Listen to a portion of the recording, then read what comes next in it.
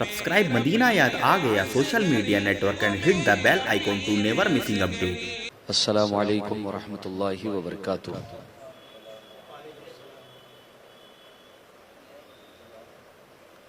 الحمد للہ الذي جعل النار على سيدنا الخليل بردا وسلاما وأسمع سيدنا الكليم على طور سينا وحيا وكلاما وكشف الضر عن سيدنا أيوب بعدما أعيون به مرضا وسقاما ورد البصر إلى سيدنا يعقوب إذ جاءه البشير وألم به آلاما ومن لقى لسيدنا سليمان ريحا وجنا وإنسا وغماما وقرب الحبيب سيدنا محمدا صلى الله عليه وسلم ليلة المعراج فكان قاب قوسين أو أدنى إعزازا وإكراما واصطفى سبطيه الكريمين السعيدين الشهيدين سيدا شباب أهل الجنة لهما إعزازا وإكراما عليه وعليهم صلاة وسلاما وجعل الجنة للمؤمنين والمسلمين أي للسنيين مستقرا ومقاما وجعل النار للكافرين والمشركين والوهابيين والنجديين والرافضيين عذابا وغراما أما بعد فاعوذ بالله من الشيطان الرجيم بسم الله الرحمن الرحيم قال الله سبحانه وتعالى في شان شهداء الكرام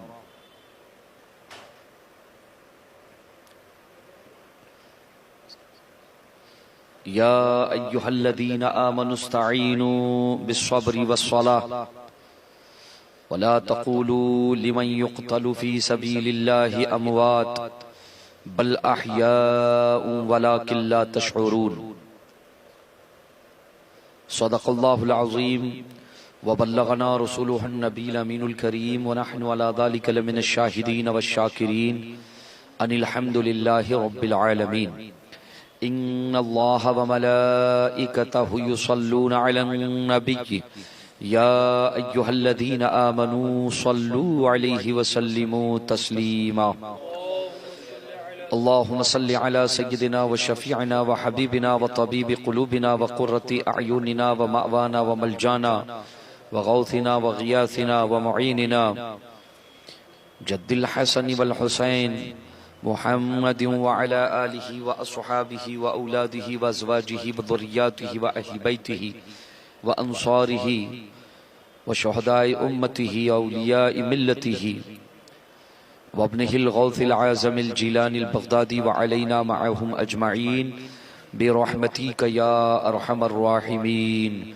شاه است حسين شاه است حسين بادشاہ است حسین دین است حسین دین پناہ است حسین سرداد نداد دست در دست یزید سرداد نداد دست در دست یزید حقا کے بنا الہ است حسین قتل حسین اصل میں مرگ یزید ہے قتل حسین اصل میں مرگ یزید ہے اسلام زندہ ہوتا ہے ہر کربلا کے بعد اسلام زندہ ہوتا ہے ہر کربلا کے بعد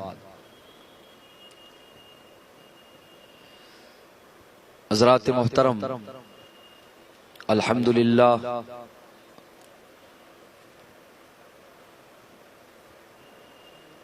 اس سال بھی اللہ نے ہمیں اور آپ کو یہ توفیق اور سعادتیں عطا فرمائیں جماعت رضائے مصطفیٰ شاخ ممبئی کے پرچم تلے 12 روزہ ذکر شہدائے کربلا کا اہتمام کیا گیا۔ صحابہ کرام، اہل بیت اعظام اور کربلا کے حوالے سے کئی قیمتی باتیں، تاریخ کے کئی قیمتی اوراق اور کتاب و سنت کے کئی احکامات ہمیں اور آپ کو سننے کی سعادتیں حاصل ہوئی۔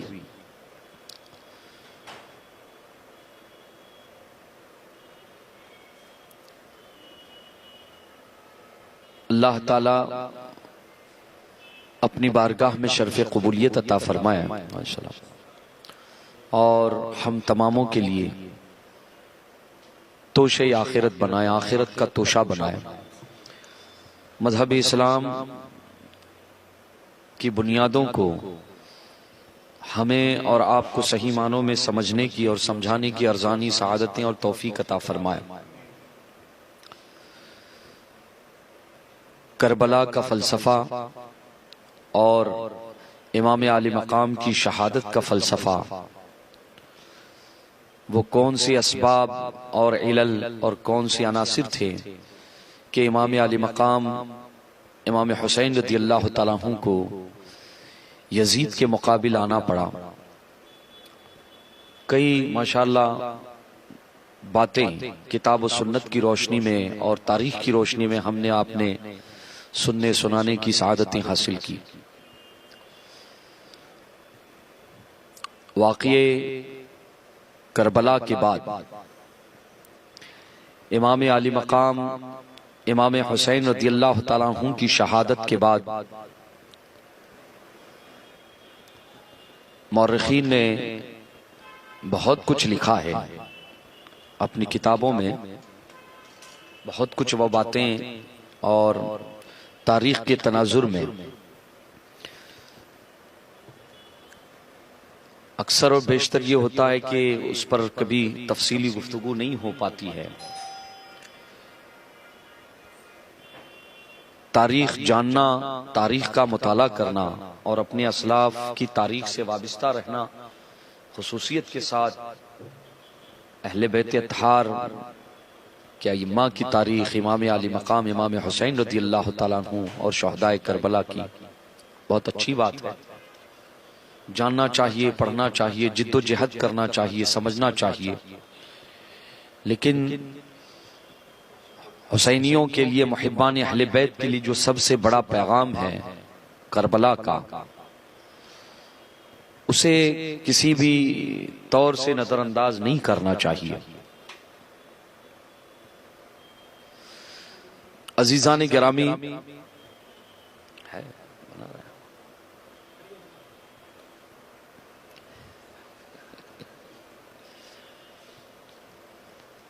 امام عالی مقام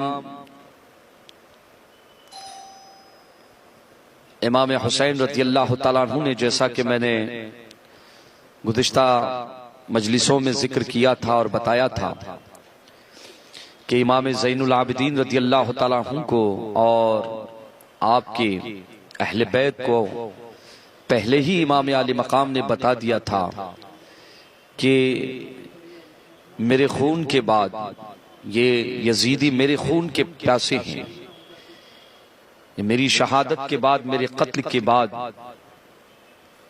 تم میں سے کسی کو یہ، اور تاریخ بتاتی ہے کہ امام عالی مقام رضی اللہ تعالیٰ عنہ کی شہادت کے بعد اہل بیت کا جو قافلہ تھا، جو قافلے میں افراد بچ گئے تھے،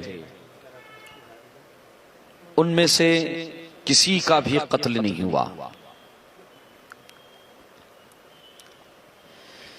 امام حسین رضی اللہ تعالیٰ عنہ شب عاشور وصیتیں، نصیحتیں کرتے رہے، اور عاشورہ کے دن جیسا کہ ایک اجمالی خاکہ شہدائے کرام کا اور جنگ کا میں نے بس 1.5-2 گھنٹے میں تقریباً میں نے بیان کیا تھا امام علی مقام رضی اللہ تعالیٰ عنہ کی شہادت کے بعد یہ سلسلہ تھم گیا تھا. ان کی تلواریں ان کی میانوں میں آ چکی تھی، لیکن ظالموں نے کرب و بلا کے میدان میں ظلم کی انتہا کر دی تھی. اور تاریخ کے وہ اوراق بھی میں نے آپ حضرات کے سامنے پیش کرنے کی سعادتیں حاصل کی کہ امام علی مقام رضی اللہ تعالیٰ عنہ کی نعش مبارک کے ساتھ انہوں نے کیا کچھ کیا اور کس طرح سے آپ کے جسم اطہر پر گھوڑے دوڑائے، اور بعض تاریخی روایتوں کے مطابق کس طرح سے اہل بیت اطہار کے خیمے میں سامان لوٹا گیا اور کس طرح سے خیموں کو آگ لگائی گئی. امام علی مقام رضی اللہ تعالیٰ عنہ کی شہادت کے بعد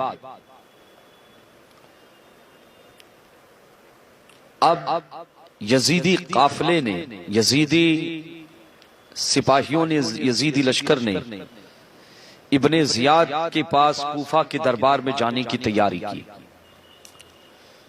میں نے بتا دیا تھا کہ اہل بیت اطہار، امام علی مقام اور شہداء کرام کے مقدس سروں کو، برکت والے سروں کو ان کے جسم نازنین سے جدا کر دیا گیا تھا.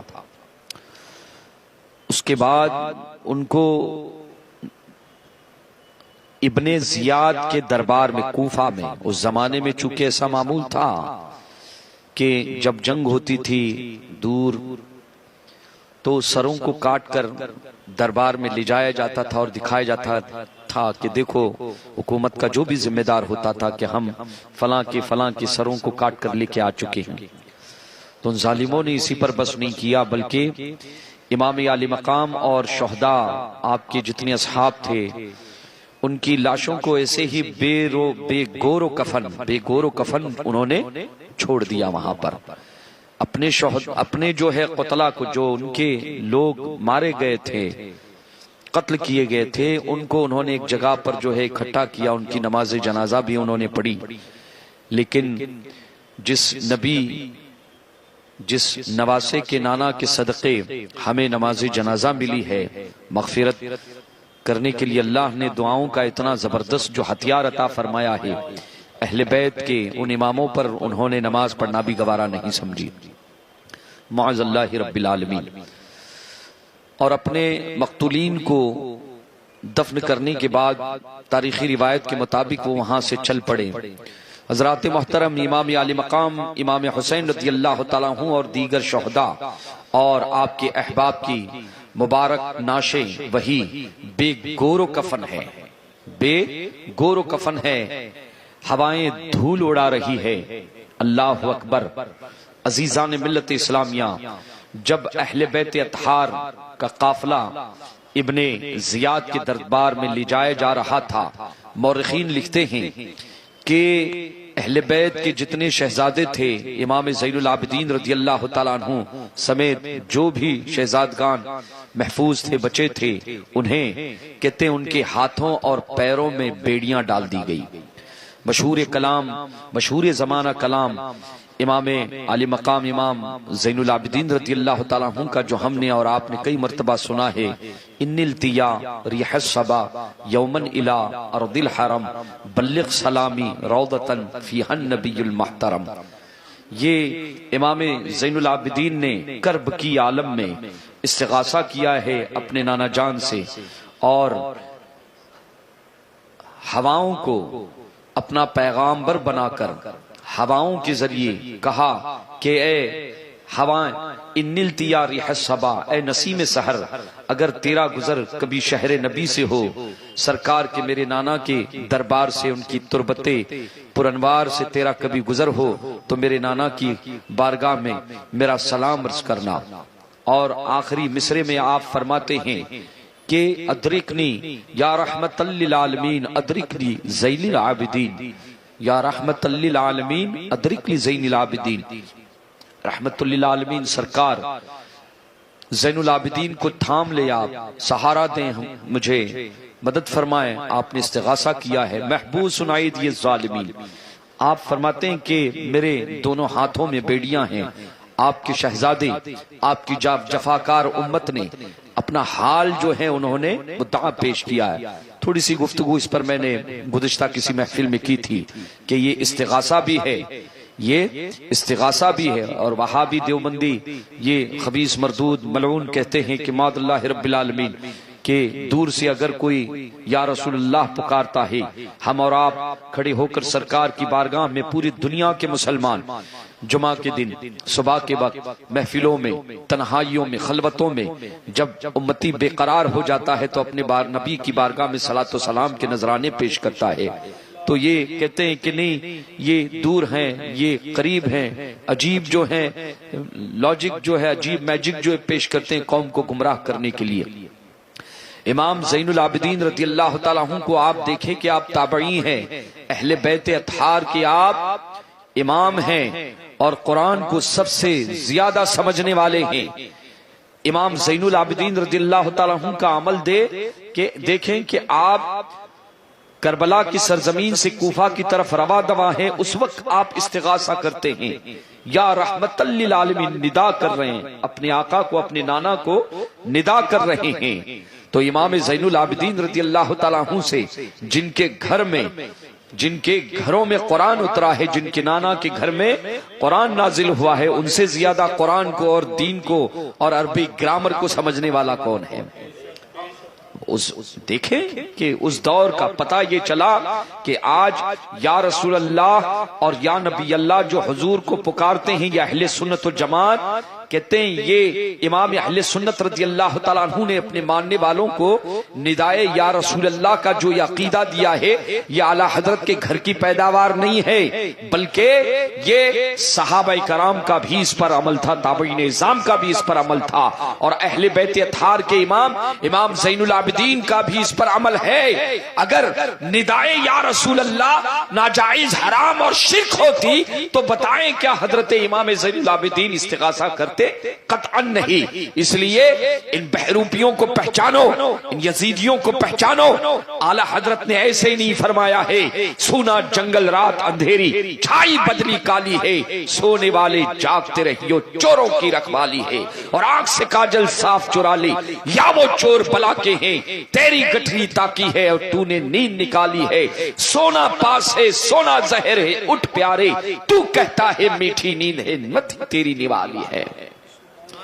تو عقیدہ، کربلا سے عقیدہ بھی لیں، شہادت کا جذبہ بھی لیں، جذبہ شہادت بھی لیں آپ. اور یہ دیکھیں امام زین العابدین رضی اللہ تعالیٰ عنہ کے ہاتھوں میں بیڑیاں ہیں. مورخین لکھتے ہیں کہ جب شہادت ہوئی اور اہل بیت کے قافلے کو اس طرح سے جانتے، امام زین العابدین رضی اللہ تعالیٰ عنہ اپنی زندگی میں جب کبھی کربلا کو یاد کرتے تھے ان کی آنکھوں سے آنسو روا ہو جاتے تھے، اور سامنے کوئی اگر ٹھنڈا پانی پیش کرتا تھا، آپ نے واقعی شہادت کے بعد روایتوں میں آتا ہے کبھی ٹھنڈے پانی کو آپ نے ہاتھ نہیں لگایا، آپ نے ٹھنڈا پانی آپ نے زندگی بھر نہیں پیا. واقعی شہادت کے بعد کسی نے پوچھا تو فرماتے ہیں کہ مجھے کربلا کی یاد آتی ہے اور وہ مناظر میری نگاہوں کے سامنے، اور کئی دیر تک پانی ایسا رکھا رہتا تھا، اسے آپ ہاتھ نہیں لگاتے تھے، زارو قطار روتے رہتے تھے، اور فرماتے تھے کہ یوسف، حضرت یعقوب علیہ السلام کا ایک یوسف گم ہو گیا تھا، اور یہاں تو محمد یا عربی صلی اللہ علیہ وسلم کے کئی یوسف گم ہو گئے کربلا میں. آپ کبھی کربلا کے واقعے کے بعد آپ کے چہرے پر کبھی مسکان نہیں. امام علی مقام رضی اللہ تعالیٰ عنہ کی کیفیت بعض مورخین فرماتے ہیں کہ جب یہ، چونکہ آپ بیمار بھی تھے اس وقت، غشی تاری تھی کئی مرتبہ، جب سیدانیوں کو، رسول اللہ کی شہزادیوں کو اونٹوں کی ننگی پیٹھ پر، اور ایک ایک اونٹ پر بعض روایتوں کے مطابق 2، کسی پر 3، اس طرح سے میاں چلچلاتی ہوئی دھوپ، گرمی کا موسم، اور عرب شریف کی دیکھیں نا وہاں کی گرمی آپ نے دیکھی سنی ہوگی، کسی نے تجربہ کیا ہوگا. آج ہم یہاں سے وہاں جاتے ہیں بغیر اے سی کی گاڑی میں، جو ہے سفر کرنا برسات کے موسم میں جو ہے ہمیں تکلیف ہو جاتی ہے، جو یہ فیکٹ ہے، یہ حقیقت ہے. لیکن اس دور میں آپ دیکھیں کہ چلچلاتی ہوئی دھوپ، اور اس عالم میں کہ 3 دن کے پیاسے بھی ہیں اور 3 دن کے بھوکے بھی ہیں شہزادگان، اور ان کو اونٹوں کی ننگی پیٹھ پر سوار کرایا گیا، ہاتھوں میں اور پیروں میں بیڑیاں ڈالی گئی۔ اللہ اکبر۔ اہل بیت اطہار کا جب قافلہ کربلا کے میدان میں سے گزر رہا تھا، روایت میں آتا ہے حضرت بی بی زینب رضی اللہ تعالیٰ عنہا نے جب منظر دیکھا، امام عالی مقام کے شہزادے حضرت امام زین العابدین نے دیکھا تو ان پر غشی طاری ہوئی، اور یہ کیفیت ان پر کئی مرتبہ رہی کہ کئی مرتبہ آپ پر غشی طاری ہو رہی، ہوش میں آ رہے آپ پر غشی طاری ہو رہی ہے۔ اور جب حضرت بی بی زینب نے حضرت زہرا پاک فاطمۃ الزہرا رضی اللہ تعالیٰ عنہا کی شہزادی نے جب یہ دیکھا، اللہ اکبر، تڑپ گئی۔ آپ تڑپ کر مدینے کی جانب روحانی طور پر لو لگا کر عرض کرتی ہیں، واہ محمدہ، واہ محمدہ، زار و قطار رو رہی ہے اور اپنے جد قریب اپنے نانا جان کو آواز دے رہی ہے، یا رسول اللہ، یا رسول اللہ، دیکھیں آپ کا حسین بے یار و مددگار، اسے شہید کر دیا گیا ہے، شہداء کی لاشیں ٹکڑے ٹکڑے کر دی گئی ہے، واہ محمدہ، واہ محمدہ۔ ایک یزیدی کا بیان ہے کہ جب سیدہ زہرا پاک کی زبان سے یہ جب الفاظ ہم نے سنے کہ سیدہ پاک کی لاڈلی شہزادی حضرت امام عالی مقام کی ہمشیر حضرت بی بی زینب رسول گرامی باوقار صلی اللہ علیہ وسلم کو ندا کر رہی ہے اور اپنے احوال عزیزان ملت اسلامیہ، ایک بات آپ یاد رکھیں کہ بے قراری کے عالم میں، اضطراری کے عالم میں جب امتی اپنے نبی کو یاد کرتا ہے، سرکار یقیناً توجہ فرماتے ہیں، اور جس نے پکارا ہے وہ صرف امتی نہیں ہے بلکہ فاطمہ کی لخت جگر بھی ہے، فاطمہ کے دل کا سرور بھی ہے۔ اور حضور نے تو پہلے ہی بتایا، درود پاک درود پاک پڑھ لیں۔ اللہم صلی علی سیدنا مولانا محمد وعلی آلہ سیدنا محمد۔ الجود والکرم منبع العلم والحلم۔ عادت نہیں نا تھوڑا سا۔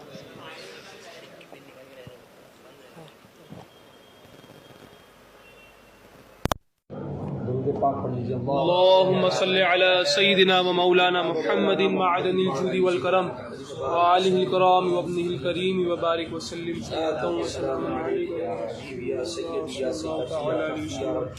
یا رسول اللہ۔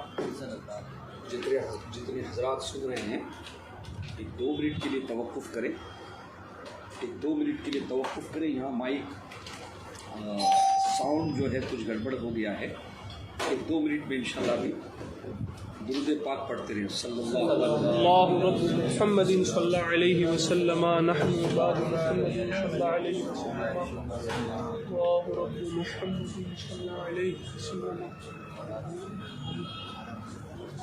گرم پانی لا کے رکھو، کبھی ضرورت پڑے۔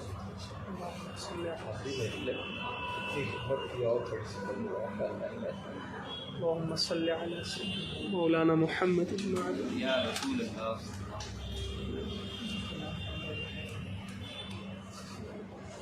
میرے لیے ان کی آواز کافی جواب ہے۔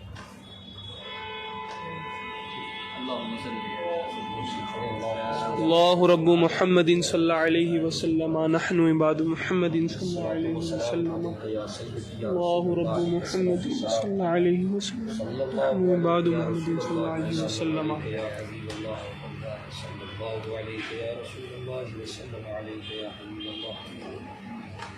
اللهم صل على سيدنا وسلام عليك يا حبيبي يا سيدي يا سيدي يا رجاء يا رسول الله عليه الصلاة والسلام۔ اللهم صل على سيدنا محمد وعلى آل سيدنا محمد وبارك وسلم، صلاة وسلام عليك يا حبيبي يا سيدي يا رسول الله عليه الصلاة والسلام۔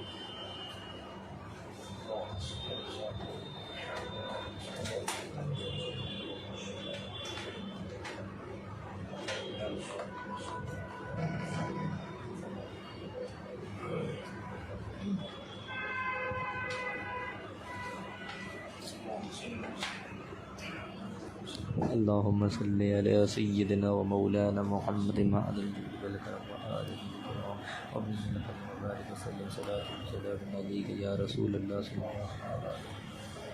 اللهم صل وسلم وبارك على سيدنا محمد وعلى ال سيدنا محمد صلاة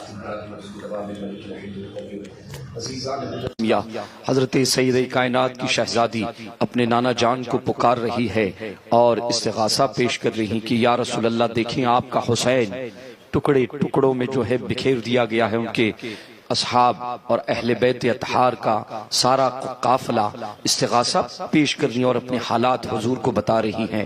عزیزان ملت اسلامیہ، اعلیٰ حضرت فرماتے ہیں کہ امتی جب سرکار کو اس طرح سے پکارتی ہے اپنے دل کی اتھا گہرائیوں کے ساتھ مدینے کی طرف توجہ کر کے، تو ہم تو یقین جانے کہ ہم تو جسمانی طور سے دور ہو سکتے ہیں، لیکن یاد رکھیے کہ نبی کا مقام یہ ہے، نبی کی شان یہ ہے کہ قرآن کہتا ہے النبی اولا بالمؤمنین من انفسہم، کہ نبی مسلمانوں کی شہرت سے زیادہ قریب ہے۔ اعلیٰ حضرت فرماتے ہیں بے قراری کے عالم میں جب امتی اپنے نبی کو پکارتا ہے، پیغام دیتا ہے بریلی کا امام، ممکن نہیں کہ خیر بشر کو خبر نہ ہو۔ فریاد امتی جو کرے حال سار میں، ممکن نہیں کہ خیر بشر کو خبر نہ ہو۔ اللہ اکبر۔ یہ قافلہ چل پڑا اور جانتے ہیں کہ شہداء کی جو مقدس سر تھے ان کو نیزوں پر چڑھایا گیا۔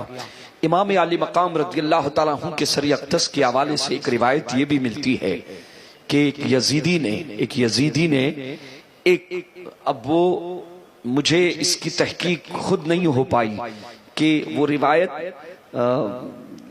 کربل سے لے کے کوفہ تک کی ہے یا کوفہ سے لے کے، لیکن بہرکیف ایک روایت نظر سے گزری کہ امام علی مقام رضی اللہ تعالیٰ عنہ کے سر اقدس کو گھوڑے کے ساتھ جو باندھ دیا گیا تھا، سر نیزے پر بعد میں چڑھایا گیا ہے، لیکن ایک روایت جو ہے علامہ ابن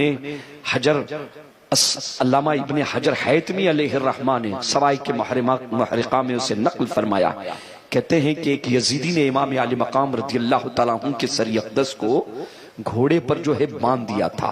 اب کیا کیفیت تھی، کیفیت تو مرقوم نہیں، لیکن عزیزان ملت اسلامیہ یہ قافلہ سوئے کوفہ چلا، امارات کی طرف۔ کوفہ دارالحکومت جو ہے اس کا جو دارالامارت تھا، ابن زیاد کو اطلاع دی گئی۔ اللہ اکبر۔ کوفہ میں اعلان عام ہو چکا ہے کہ باغیوں کو معاذ اللہ رب العالمین شکست فاش تو ہو چکی ہے۔ یزید کی فتح ہو چکی ہے، اور حسین اور اس کے اصحاب جنہوں نے یزیدی خلافت کے معاذ اللہ رب العالمین خلافت کیا، تو وہ تو چوٹا بادشاہت کے بھی لائق نہیں تھا۔ کہتے ہیں کہ فتح ہو چکی ہے مکمل طور پر، اور اللہ نے معاذ اللہ ان کو کیفرے پورے جانتے کوفہ کو سجانے کا حکم دیا گیا تھا، پورے کوفہ کو سجانے کا حکم دیا گیا۔ اللہ اکبر۔ یہ تشہیر کی گئی، پورے کوفہ میں یہ اعلان کر دیا کہ باغیوں کو لایا جا رہا ہے، قیدی بنا کر ان کے سروں کو لایا جا رہا ہے۔ عزیزان ملت اسلامیہ، اسپیشل طور پہ بعض روایتوں میں یہ بھی آتا ہے کہ وہاں سجاد تو دیا گیا تھا، ساتھ میں ڈھول تاشے کا بھی اہتمام کیا گیا تھا۔ عزیزان ملت اسلامیہ، اس نقطے کو آپ ذہن میں رکھیں کہ مورخین بعض فرماتے ہیں کہ جب یہ قافلہ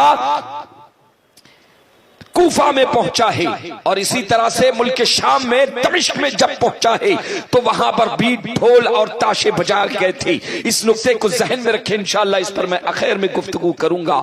عزیزان ملت اسلامیہ، ابن زیاد کو اطلاع دی گئی، نشے میں چور تھا، دولت نے اتنا اندھا کر دیا تھا، اقتدار، اللہ تعالیٰ اقتدار سے ہمیں اور آپ کو محفوظ رکھے۔ کرسی ایک نشہ ہے، ایسا نشہ ہے کہ کرسی کی لالچ میں لوگ اپنا ایمان بھی بیچ دیتے ہیں، دین کا بھی سودا کر دیتے ہیں۔ اللہ تعالیٰ ایسی کرسیوں سے ہمیں محفوظ رکھے۔ مسلمانوں یاد رکھنا، آمینہ کے لال نے ہمیں ایک کرسی عطا فرمائی ہے اور فرمایا ہے کہ اسی کرسی کو اپناؤ، دنیا میں بھی کامیاب رہو گے اور آخرت میں بھی کامیاب رہو گی۔ وہ کرسی کون سی ہے جسے ہم اور آپ آیت الکرسی کے نام سے یاد کرتے ہیں؟ اللہ اکبر۔ یہ دیکھیں کہ دربار میں یزید ابن زیاد کے دربار میں اعلان عام ہو چکا ہے. ابن زیاد بھی پہنچا. یہ قافلہ جب وہاں پہنچا ہے تو جانتے ہیں کہ کوفہ میں لوگ چھتوں پر، عورتیں چھتوں پر چڑھ کر، اور جہاں جہاں سے یہ قافلہ گزر رہا تھا لبے سڑک کھڑے ہو کے نظارہ دیکھ رہے ہیں. کچھ ایسے بھی تھے جو سینہ پیٹ رہے تھے، کچھ ایسے بھی تھے کہ ڈھول اور تاشے کا انتظام کیا گیا تھا. یعنی قدرت کی یہ نرنگی دیکھے کہ خوشی اور غم کے دونوں نظارے دکھائے جا رہے ہیں. کوئی مگرمچھ کے آنسو رو رہا ہے اور کوئی ڈھول اور تاشے بجا رہا ہے. تماشا بنایا گیا اہل بیت نبوت کے ساتھ. جس نبی کا کلمہ پڑھتے تھے ان کے گھر والوں کے ساتھ، خانوادہ نبوت کے ساتھ قرآن نے جن کی محبت کا مطالبہ کیا ہے، نبی کا وہ خانوادہ کہ ہر کلمہ پڑھنے والا نماز کی حالت میں ان پر سلام پیش کرتا ہے، درود پڑھتا ہے.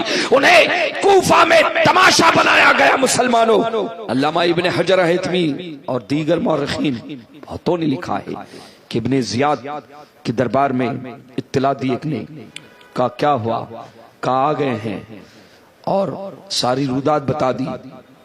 کہا سروں کو لے کر آئے ہیں، باغیوں کے سروں کو لے کر آئے ہیں معاذ اللہ رب العالمین. جانتے ہیں عاشورہ کا دن ہے اور دارالامارت میں ایک جو ہے ایک جگہ پر، ایک مقام پر، ایک اونچی مقام پر حضرت امام علی مقام رضی اللہ تعالیٰ عنہ کے سری اقدس کو باہر نکالا گیا اور سامنے ابن زیاد نے، اللہ اکبر. جانتے جب ابن زیاد نے امام علی مقام کے سری اقدس کو دیکھا تو مبہوت ہو گیا. کہنے لگا ظالم الفضل ما شاہدت به الاعداء، کہ شہادت ہو چکی ہے اور گردن بھی جسم نازنین سے آپ کے جدا ہو چکی ہے، لیکن وہ ملعون گواہی دیتا ہے کہ اللہ اکبر، حسن کا عالم ہی الگ ہے. کیا حسن ہے کہ شہادت کے بعد بھی چہرے پر اتنی نورانیت اور ایسا حسن مبہوت ہو کر رہ گیا. عزیزان ملت اسلامیہ، اس کے بعد روایتوں میں آتا ہے، اللہ اکبر، بڑے بڑے محدثین نے اس روایت کو نقل فرمایا ہے. علامہ ابن حجر حیتمی جیسا محدث، علامہ جلال الدین سیوطی جیسا محدث اور دیگر بے شمار فقہاء نے، علماء نے اس روایت کو نقل فرمایا ہے کہ دربار یزید میں یا دربار ابن زیاد میں جب سر امام کو سامنے رکھا گیا تو اس کے ہاتھ میں ایک چھڑی تھی اور اس چھڑی سے آپ کے دندان مبارک اور آپ کے لبوں پر وہ ضرب لگا رہا تھا.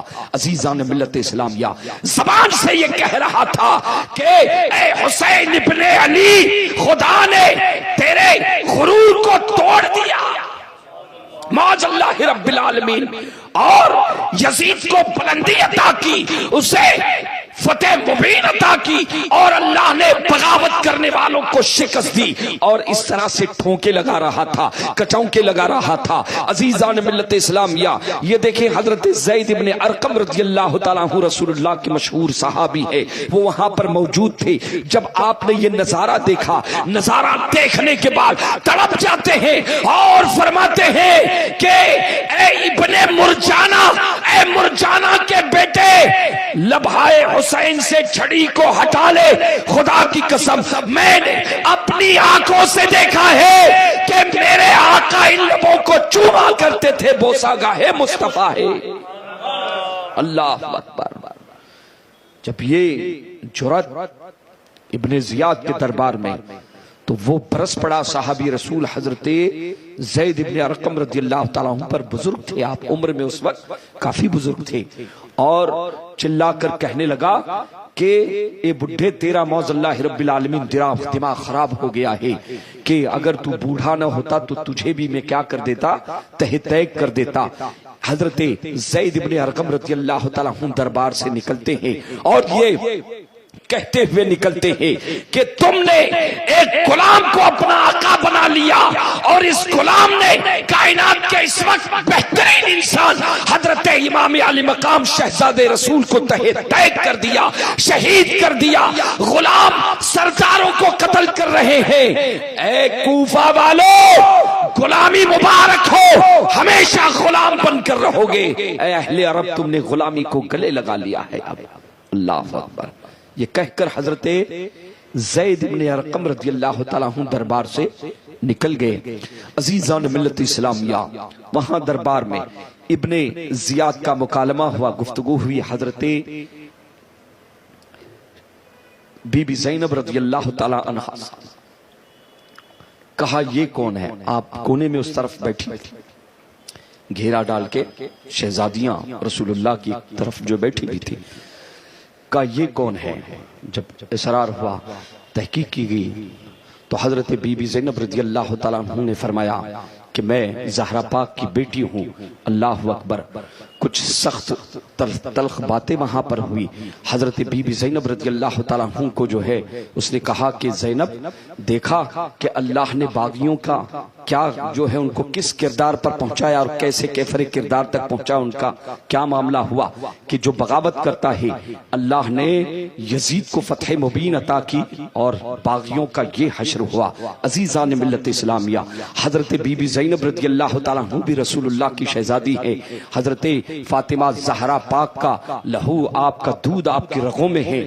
آپ جلال میں آتی ہیں اور ارشاد فرماتی ہے اللہ کا بے پناہ، اللہ کے لیے حمد اور ثنا ہے، اس کا بے پناہ کرم ہے کہ اس نے اپنے نبی کے ذریعے ہم اہل بیت کو عزت بخشی ہے، ہم کو عزت بخشی ہے۔ اور ذلیل یاد رکھ لے کہ ذلیل اور خار وہ ہوتا ہے جو فاسق اور فاجر ہوتا ہے، اور اللہ نے ہمیں نبی کا گھر والا بنایا ہے، ہم اہل بیت سے ہے، اور اللہ نے ہمیں اپنے نبی کے ذریعے عزتیں بخشی ہے اور رفعتیں بخشی ہے۔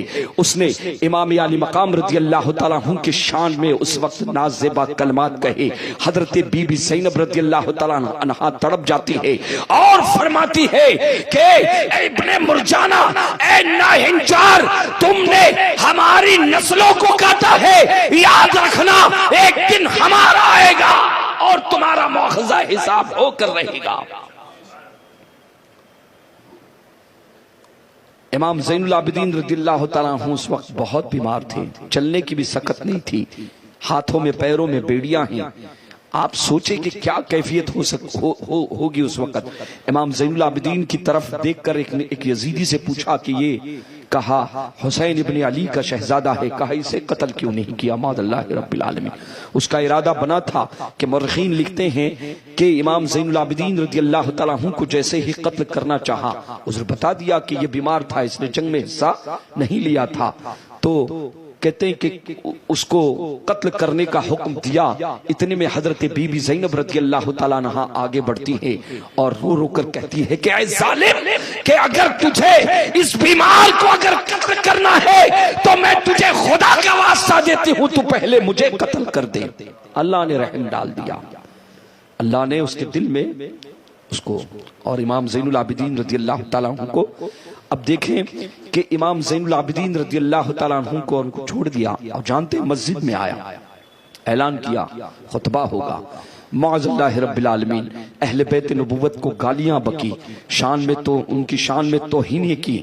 جانتے ہیں ایک جملہ اس نے وہاں پر خطبے میں کہا تھا کہ اے کوفہ والو، تم اپنی آنکھوں سے دیکھ لو کہ جس نے یزید کے خلاف بغاوت کا علم بلند کیا تھا ان کے ساتھ کیا اللہ نے حشر کیا ہے۔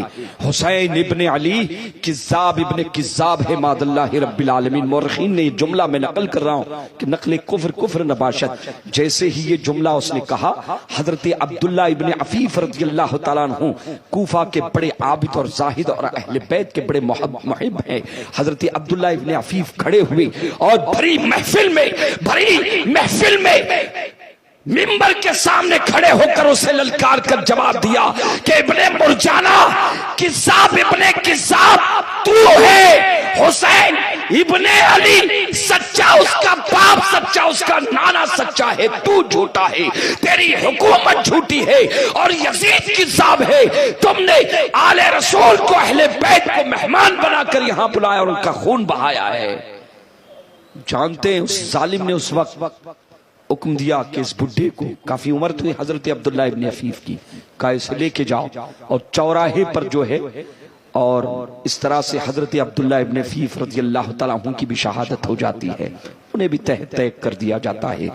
حضرات محترم، جب معاملہ ہو گیا اسی پر ختم نہیں کیا، جانتے ائمہ اہل بیت اطہار کی، امام علی مقام اور جتنے مقدس سر تھے اور جتنی شہزادیاں تھیں، ان کو پورے کوفہ میں گشت، گلی کوچوں میں جو ہے معاذ اللہ رب العالمین جو ہے ایک سپاہیوں کے ایک دستے کے ساتھ گشت جو ہے پھیرا لگانا نہیں، تشہیر کرنے کے لیے سر امام کی اور اہل بیت کے دیگر جو ہے سروں کی تشہیر کی گئی، اور سیدانیوں کو قیدیاں بنا کر ان کے ہاتھوں میں پورے کوفہ کی گلی کوچوں میں گھمایا گیا، گلی کوچوں میں گھمایا گیا، یہ عبرت دلوانے کے لیے کہ دیکھو یزید کے ساتھ جنہوں نے یعنی صرف معاملات محل تک محدود، یعنی اس حد تک وہ اقتدار کے نشے میں اندھا ہو چکا تھا کہ کوفہ کی گلی کوچوں میں اہل بیت اطہار کا جو ہے تماشا بنایا گیا۔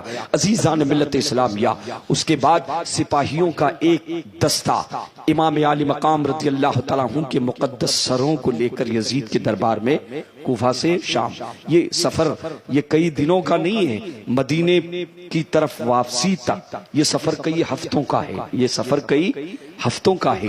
عزیزان ملت اسلامیہ، یہ قافلہ چلتا رہا، یہ قافلہ چلتا رہا، راستے میں امام ابن حجر حیتمی تحریر فرماتے ہیں ایک جگہ پر پڑاؤ کیا، کئی جگہ انہوں نے پڑاؤ کیا، پہلا جو پڑاؤ کیا تھا وہاں کنیسہ تھا، گرجا گھر تھا، عیسائیوں کا عبادت خانہ تھا، رات ہو گئی تھی ہے نا، رات بالکل جو ہے سر پر سوار تھی، کہتے ہیں کہ یہاں آج پڑاؤ کریں گے، اللہ اکبر۔ عزیزان ملت اسلامیہ، اہل بیت اطہار کے بعض اونٹوں پر بھی انہوں نے قبضہ کر لیا تھا، ان اونٹوں میں سے ایک اونٹ کو انہوں نے ذبح کر دیا۔ اہل بیت کے قافلے ان کے جو اونٹ تھے ساز و سامان کو بھی چوٹے تھے نا، اسی لیے چوٹا نہیں بولتا ہوں، یہ لوٹ پار مچانے یزیدی ٹولہ ہے نا، یہ چھوٹی قوم ہے، انہوں نے ایک اونٹ جو تھا اس کو ذبح کر دیا، اور فرحت میں کھائیں گے گائیں گے۔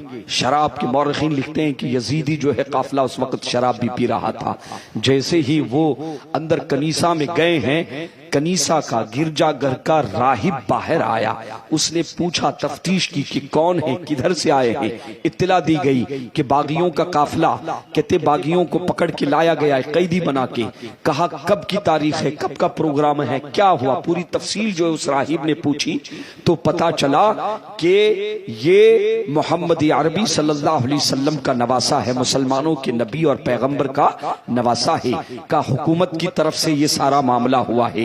اب چونکہ وہ علاقے میں تھا، پابندی تھی، کہا کیا چاہتے ہیں، کہا رات بھر قیام کرنا چاہتے ہیں۔ عزیزان ملت اسلامیہ، دوران گفتگو زور دیتا رہا، سرکار امام علی مقام رضی اللہ تعالیٰ عنہ کے حوالے سے اور اہل بیت کے حوالے سے اس نے جب یہ سنا افسوس کا اظہار بھی کیا اور زور دیا کہ زہرا پاک کا شہزادہ امام حسین رضی اللہ تعالیٰ عنہ کا، ہاں اللہ اکبر۔ امام فرماتے ہیں امام ابن حجر حیتمی کہ بس اس کا دل ایک دم مشتاق ہو گیا، دل کی دنیا بدل گئی، اور وہ ہیلے بہانے کرنے لگا کہ مجھے ایک رات کے لیے امام علی مقام رضی اللہ تعالیٰ عنہ کا سر اقدس دے دو، ایک رات کے لیے۔ تو پہلے تو تیار نہیں ہوئے کہ نہ یہ یزید کی امانت ہے اور یہ ہے فلاں ہے ڈکا ہے اس طرح سے، اور وہ جانتا تھا وہ راہب بھی کہ یہ تو زر پرست قوم ہے، انہوں نے دولت کے نشے میں اپنے نبی کے گھر والوں کے ساتھ یہ سلوک کیا ہے، لالچ دی، کہا کہ 10,000 درہم یا دینار ہم تم کو اس کے عوض میں دیں گے، صرف امام علی مقام کے سر اقدس کو ایک رات کے لیے مجھے دے دیں۔ اللہ اکبر۔ امام علی مقام رضی اللہ تعالیٰ عنہ کے سر اقدس کو اس نے لیا، لالچ میں انہوں نے جو ہے دے دیا۔ پہلے اپنے کمرے عبادت میں لے کر گیا، جہاں وہ عبادت ریاضت میں اس کے حساب سے بیٹھتا تھا وہاں لے کے گیا، اور سر امام کہتے ہیں کہ سر امام کے چہرے پر جو گرد و غبار تھی اسے صاف کیا اور زلفوں کو جو ہے سوارا، ایسا حسین و جمیل چہرہ، جانتے ہیں کہ وہ یہ دیکھ کر حیران تھا کہ اس نے دوران تحقیق دوران گفتگو یہ پوچھا تھا کہ کتنا وقت گزرا ہے، کتنا وقت گزرا ہے، گردنوں کو الگ کیے ہوئے وقت کا بھی اسے علم ہو چکا تھا، وہ حیران تھے، ایسا لگ رہا تھا کہ بس ابھی امام علی مقام کے سر اقدس کو سر سے جدا کیا گیا ہے۔ اللہ اکبر، اس نے سر اقدس کو صاف کیا، صاف کرنے کے بعد کستوری لگائی، خوشبو کا اہتمام کیا اور زار و قطار رونے لگ گیا۔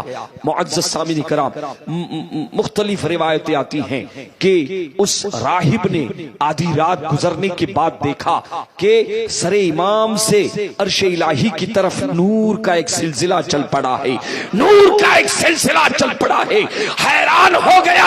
عزیزان ملت اسلامیہ، ایک روایت میں آتا ہے کہ وہ یزیدیوں کے پاس آیا اور پوچھا کہ ان کے ساتھ کون ہیں؟ کہا امام زین العابدین اور یہ ان کی جو ہے بیٹیاں بھی ہیں، ان کی گھر کے جو ہے یہ افراد بھی ہیں۔ امام زین العابدین رضی اللہ تعالیٰ عنہ کی بارگاہ میں آپ حاضر ہوتے ہیں کہ حاضر ہونے کے بعد عرض کرتے ہیں کہ اے رسول اللہ کے شہزادے، مجھے داخل اسلام کر لے، مجھے کلمہ پڑھا دے آپ۔ اللہ اکبر، ایسی عظیم کرامت، نور کا ایسا سلسلہ اس نے دیکھا ہے۔ اور ایک روایت میں آتا ہے کہ جب نور کا اس نے سلسلہ دیکھا، وہیں پر اس راہب نے کلمہ پڑھا، لا الہ الا اللہ محمد رسول اللہ، اسلام میں داخل ہوا اور اہل بیت اطہار کی غلامی میں ہمیشہ کے لیے آ گیا۔ جانتے ہیں کہ اس نے جو تھیلیاں تھیں وہ حوالے کر دی، جب صبح کا وقت ہوا قافلہ نکلنے کا، وہ تھیلیاں یزیدیوں کے حوالے کر دی، انہوں نے لے لیے 10,000 درہم، بہت بڑی رقم ہو گئی۔ اور اب وہ رات بھر گانا بجانا شراب کا دور چل رہا تھا۔ جب کھانا تیار ہوا ہے تو مورخین لکھتے ہیں، محدثین اپنی بحثوں نے اس روایت کو نقل فرمایا ہے کہ جب کھانا تیار ہوا ہے، اونٹ ذبح کیا گیا تھا، ڈھکن ہٹایا گیا کہ دیکھ کر حیران ہو گئے کہ ہم نے تو اونٹ کا شوربہ سالن بنانا چاہا تھا، لیکن اونٹ کا وہ گوشت خون میں تبدیل ہو چکا ہے، اور جو گوشت تھا وہ لوتھڑے بن چکا ہے۔ اللہ اکبر، بظاہر وہ ایسا کہ سالن بنا کے جو ہے آج رات میں جو ہے بڑی دعوت اڑائیں گے، لیکن عزیزان ملت اسلامیہ، اللہ کا ایسا قہر نازل ہو چکا ہے امام حسین کی شہادت کے بعد۔ بس انشاءاللہ اس پر بھی گفتگو جو ہے کچھ ہوگی کہ یہ دیکھیں کہ دعوت اڑانے کے لیے اہل بیت کا جو اونٹ انہوں نے چوری کر کے غصب کر کے ذبح کیا تھا، اللہ نے اسے خون میں تبدیل کیا، ان کے حلق کے نیچے اترنے نہیں دیا۔ حیران ہو گئے دیکھ کے، یہ قدرت کے جو ہے سارے معاملات اب دیکھے چلیں۔ اگلے پڑاؤ کی طرف جو ہے قافلہ جب بڑا ہے تو وہ تھیلی تھی، آپس میں کہنے لگے کہ لاؤ اسے اب ہم آپس میں تقسیم کر لیتے ہیں، بانٹ لیتے ہیں، چونکہ ایک چھوٹا سا دستہ تھا، چھوٹا سا دستہ تھا، باقی لوگ تو وہیں پر رہ گئے تھے، بعد میں پہنچیں گے۔ عزیزان ملت اسلامیہ، لیکن جب انہوں نے اس تھیلی کو کھولا ہے تو علامہ ابن حجر حیتمی جیسا محدث لکھتا ہے کہ حیران ہو گئے کہ جب ہم نے لیا تھا تو درہم یا دینار تھے، لیکن دیکھ کے حیران ہو گئے کہ وہ ٹھیکریوں میں بدل چکے ہیں، ان مٹی میں تبدیل ہو چکے ہیں۔ اللہ اکبر۔ اور اس پر قرآن مجید کی آیتیں بھی لکھی ہوئی ملی، وَلَا تَحْسَبَنَ اللَّهَ غَافِلًا عَمَّا يَعْمَلُ الظَّالِمُونَ، یہ آیت کریمہ اس پر اس ٹھیکری پر جو ہے ایک طرف لکھی ہوئی ملی کہ جو لوگ ظلم کرنے والے ہیں، جو ظالم ہیں، وہ ہرگز یہ تصور نہ کرے کہ اللہ ان کے ظلم کو نہیں دیکھ رہا ہے یا ان کے ظلم کا مواخذہ نہیں کیا جائے گا۔ عزیزان ملت اسلامیہ، یہ سر امام کی برکتیں ہیں۔ آپ دیکھیں کہ امام علی مقام رضی اللہ تعالیٰ عنہ کوفہ کربل سے کوفہ اور کوفہ سے ملک شام اور مدینہ منورہ آنے تک متعدد روایتیں ملتی ہیں۔ مورخین نے لکھا ہے بڑے بڑے محدثین نے بھی لکھا ہے کہ کئی بے دینوں کو، یہودیوں کو، نصرانیوں کو، کافروں کو کلمہ پڑھایا ہے سر حسین نے۔ حضرت زید ابن ارقم جو رسول اللہ کے صحابی ہے، دربار سے اٹھ کے گئے ہیں، ان کا بیان یہ ہے کہ جب کوفہ میں اہل بیت اطہار کی تشہیر کرائی جا رہی تھی، انہیں گھمایا جا رہا تھا، بے حرمتیاں کی جا رہی تھی، میں اپنے چھت پر موجود تھا، اور چھت پر تھا کہتے ہیں میں اپنے گھر کی جو ایک کھڑکی کے پاس موجود تھا، فلور پر تھے اوپر کی جانب، اور کھڑکی میں کھڑے ہو کر میں قرآن مجید کی کہتے تلاوت کر رہا تھا، سورہ کہف کی تلاوت کر رہا تھا کہ اچانک شور پپا ہو گیا کہ باغیوں کا جو ہے، باغیوں کا قافلہ لایا جا رہا ہے، اور باغیوں کے معاذ اللہ رب العالمین سروں کو لایا جا رہا ہے۔ حضرت زید ابن ارقم رضی اللہ تعالیٰ عنہ فرماتے ہیں کہ میں نے دیکھا کہ سر امام بالکل میرے کھڑکی کے روبرو میرے آمنے سامنے جب لایا گیا ہے، سورہ کہف کی یہ آیت کریمہ میں تلاوت کر رہا تھا، ان اصحاب الکہف والرقیم من آیاتنا عجبا، کہ یہ آیت کریمہ میں تلاوت کر رہا تھا جس کا مفہوم یہ ہے کہ اصحاب کہف ہماری نشانیوں میں سے ایک عجیب نشانی ہے۔ سورہ کہف کی آیت کریمہ ان اصحاب الکہف کانوا من آیاتنا عجبا، کہتے ہیں عجیب و غریب نشانی تھی۔ کہتے ہیں جب یہ آیت میں تلاوت کر رہا تھا تو میں نے اپنی کانوں سے سنا اور میں نے اپنی آنکھوں سے دیکھا کہ لب حسین میں حرکت آتی ہے، لب حسین میں حرکت آتی ہے، اور امام علی مقام رضی اللہ تعالیٰ عنہ کا سر اقدس سے آواز آتی ہے، آپ کے زبان مبارک سے آواز آتی ہے، آپ کے لبہائے مقدس ہل رہے ہیں۔ کہتے ہیں وَأَعْجَبُ مِنْ ذَلِكَ، کہتے ہیں اس سے بھی زیادہ تعجب خیز قتلی و حملی، میرا قتل کیا جانا ہے اور اس طرح سے ہمیں سرے بازار رسوا کیا جانا ہے، نیزوں پر چڑھانا ہے۔ اور آپ دیکھیں کہ اصحاب کہف کو کسی نے قتل نہیں کیا، اصحاب کہف پر کسی نے، وہ تو غار میں جو ہے جا کر جو محفوظ ہو گئے تھے، اللہ نے انہیں ان پر نیند طاری کی تھی، ان کو ستایا نہیں گیا تھا۔ امام حضرت زید ابن ارقم فرماتے ہیں کہ جب میں قرآن کی آیت تلاوت کر رہا تھا تو میں نے لبہائے حسین سے یہ جملہ سنا، عزیزان ملت اسلامیہ، اور یقیناً حقیقت کی ترجمانی ہے کہ امام حضرات اصحاب کہف کو نہ کسی نے قتل کیا نہ ظلم کیا، لیکن اہل بیت اطہار کے امام اور آپ کے خانوادی کے ساتھ قتل بھی ہوا، ظلم کی انتہا کی گئی۔ عزیزان ملت اسلامیہ، یہاں سے عقیدہ لے کر چلے کہ اعلی حضرت فرماتے ہیں تو زندہ ہے واللہ، تو زندہ ہے واللہ میری چشم عالم سے، اور قرآن نے بھی کہا ہے وَلَا تَقُولُوا لِمَنْ يُقْتَلُ فِي سَبِيلِ اللَّهِ أَمْوَاتٌ، کہ اللہ کی راہ میں جو قتل کیے جاتے ہیں، جو شہید کیے جاتے ہیں، ان کو مردہ مت کہو، بل احیاء، بلکہ وہ زندہ ہے، ولیکن لا تشعرون، لیکن تم ان کی زندگی کا شعور نہیں کر سکتے۔ بلکہ ایک جگہ پر جو ہے، یہ تو زبان سے کہنے کی بات تھی، ایک جگہ پر ہماری فکروں پر پابندی عائد کی ہے، ولا تحسبن الذین قتلوا فی سبیل اللہ امواتا، کہ راہ خدا میں جو شہید ہو جاتے ہیں ان کو مردہ گمان بھی مت کرنا، دماغ میں خیال بھی مت لانا۔ اللہ نے ہمارے شعور پر بھی پابندی عائد کر دی ہے کہ شہید مرتے نہیں ہیں بلکہ حیات جاویدانی حاصل کرتے ہیں۔ اسی لیے ہم کہتے ہیں کہ ہمارا حسین زندہ ہے، اور کربلا میں جنہوں نے جام شہادت نوش کیا ہے وہ سب زندہ ہیں۔ اب ان کی زندگی کیسی ہے، اعلیٰ حضرت سے بہتر اس کی ترجمانی کون کر سکتا ہے؟ حضور کے بارے میں ترجمانی کرتے بھی اعلیٰ حضرت نظر آتے ہیں، ایک لمحے کے لیے آئی تھی انہیں بھی موت، اور پھر ہمیشہ کے لیے ان کی موت مر گئی، ان کی موت مر گئی۔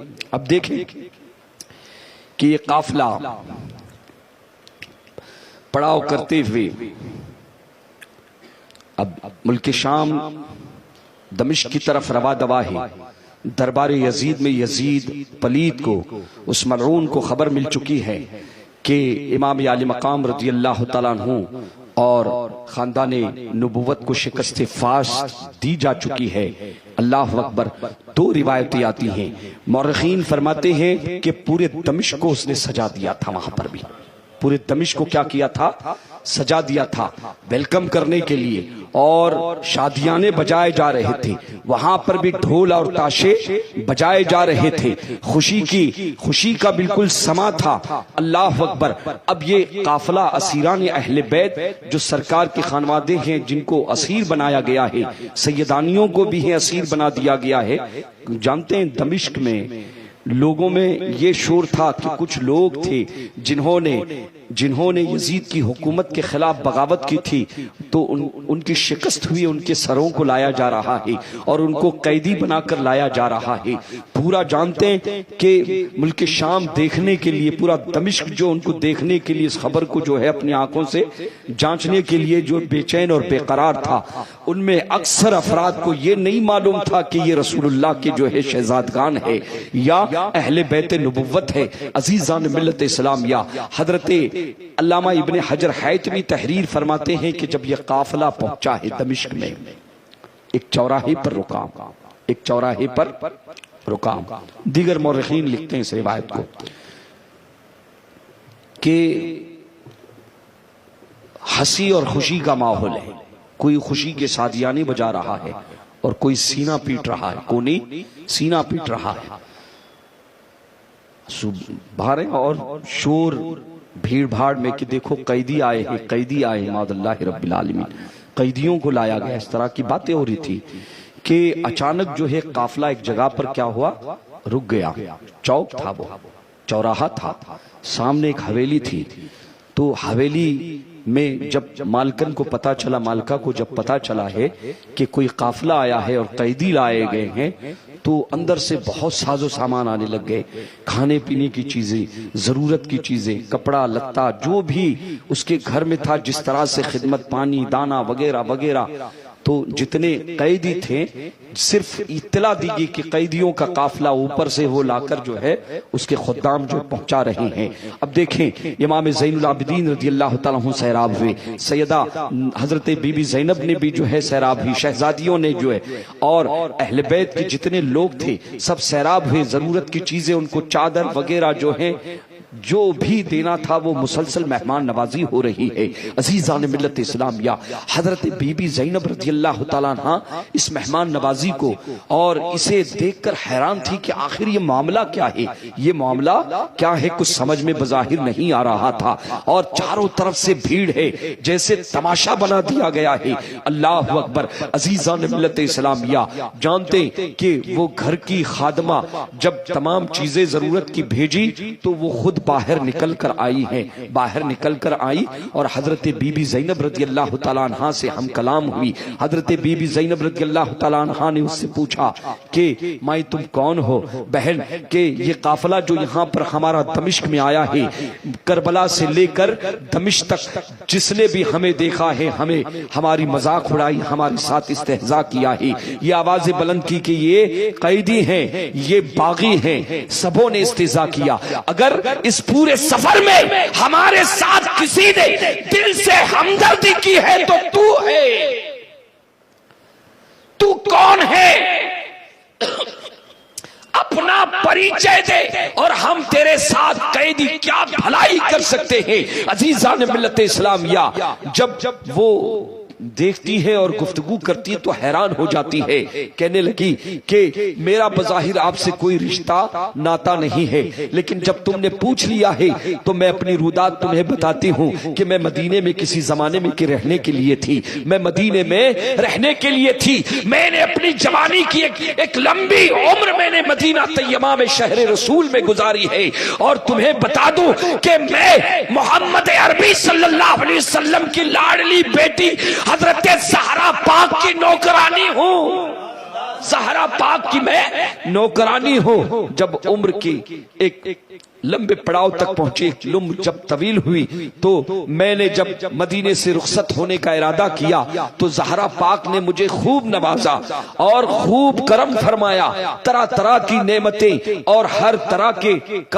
کہ جب میں رخصت ہو رہی تھی زہرا پاک کی میں نے دعائیں لی، اور حضرت زہرا پاک سے میں نے پوچھا کہ سیدہ میں جا رہی ہوں، میرے حق میں دعا فرمائیں، کچھ نصیحت فرمائیں۔ تو زہرا پاک نے اس وقت مجھے نصیحت فرمائی تھی کہ فضا میں تمہیں ایک نصیحت کرتی ہوں، اس کا خیال رکھنا، کسی زمانے میں تمہارے دروازے پر اگر کوئی قافلہ آ جائے تو اس کے ساتھ بھلائی کرنا، تو خیر خواہی کرنا اس کے ساتھ۔ وہ حضرت فضا ہیں جنہوں نے روزہ رکھا تھا سید کائنات کے ساتھ، ہے نا؟ تو حضرت زہرا پاک رضی اللہ تعالیٰ عنہ کی خادمہ حضرت فضا رو رو کر عرض کرتی ہے، اپنا مدعا پیش کرتی ہے کہ اے بی بی، بس اب جب تم نے یہ پوچھا ہے کہ ہم تمہارے ساتھ کیا بھلائی کر سکتے ہیں، تو اب ایک ہی تمنا ہے کہ زہرا پاک کے شہزادے تھے اور ایک شہزادی تھی، سنا ہے حسن کی شہادت ہو چکی ہے، لیکن امام ان کے ایک چھوٹے اور صاحبزادے امام حسین بھی تھے، اور ان کی ایک شہزادی حضرت زینب بھی تھی، میں نے ان کی بھی خدمت کی ہے، مجھے خدمت کا شرف حاصل کیا ہے، بس اتنی دعا کر دینا کہ مرنے سے پہلے میں ان کو دیکھ لوں، ان کا دیدار کر لوں۔ اللہ اکبر۔ حضرت بی بی زینب کی آنکھوں میں آنسو روا ہوتے ہیں اور ارشاد فرماتی ہے کہ بی بی فضا، یہ دیکھو یہ حسین ہے اور یہ زہرا کی بیٹی زینب ہے۔ اللہ اکبر۔ یزید کے دربار میں قافلہ لے جایا گیا، اطلاع دی گئی، دونوں روایتیں، پورے کوفہ کو اس نے سجایا تھا، ڈھول بھی بجائے گئے، شادیاں نے، خوشی کی لہر۔ اللہ اکبر۔ دربار یزید میں جب قیدیوں کو، تو بعض مورخین لکھتے ہیں کہ امام عالی مقام کے سر اقدس کو جب پیش کیا گیا تو اس نے بھی سامنے رکھا، جب سر اقدس کو کھولا گیا تو امام عالی مقام کے حسن کو دیکھ کر مبہوت ہو گیا، وہ حسن کو دیکھ کر مبہوت ہو گیا۔ اس نے بھی ملی جلی وہی باتیں کی جو ظالم ملعون ابن زیاد نے کی تھی، ابن زیاد نے کی تھی، کہ بعد قتل بھی کیسا حسن اس کے چہرے سے۔ اللہ اکبر۔ عزیزان ملت اسلامیہ، جس نے حسن کی خیرات براہ راست رسول اللہ سے پائی ہے، جس رسول نے صحابہ کے درمیان یہ فرمایا ہو کہ حسین لحم کا لحمی، تیرا گوشت میرا گوشت ہے، دمو کا دمی، تیرا خون میرا خون ہے، اس حسین کے چہرے پر حسن کے کتنے آفتاب تیرتے ہوں گے، یہ تو دیکھنے والے جانے اور عطا کرنے والے رسول جانے۔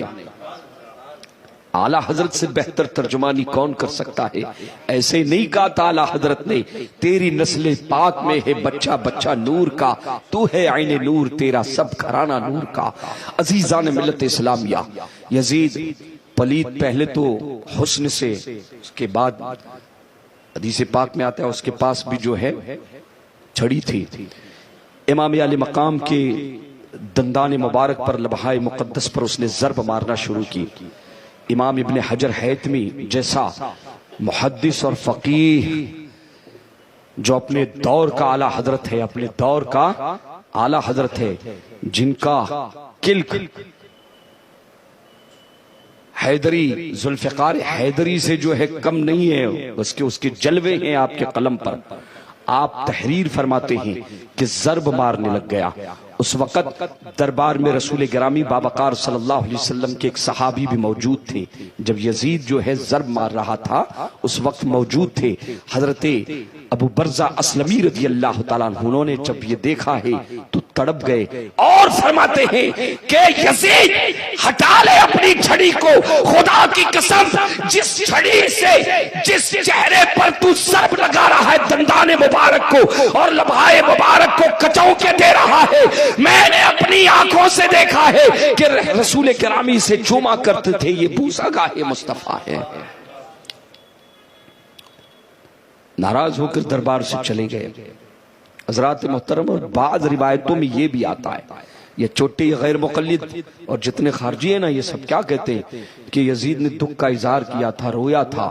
بعض مورخین نے لکھا ہے کہ آنسو بہہ رہا تھا، لیکن دیکھیں کہ اگر اس کو امام علی مقام رضی اللہ تعالیٰ عنہ کی شہادت میں اس کا اگر کوئی حصہ نہیں تھا اور کوئی قصہ نہیں تھا تو ایک سب سے بڑا جو سوال جو ان کے سروں پر، یزید کے سر پر اور تمام یزیدیوں کے سروں پر 1300 سال سے زیادہ کا عرصہ بیت چکا ہے، پونے 1381 سال تقریباً.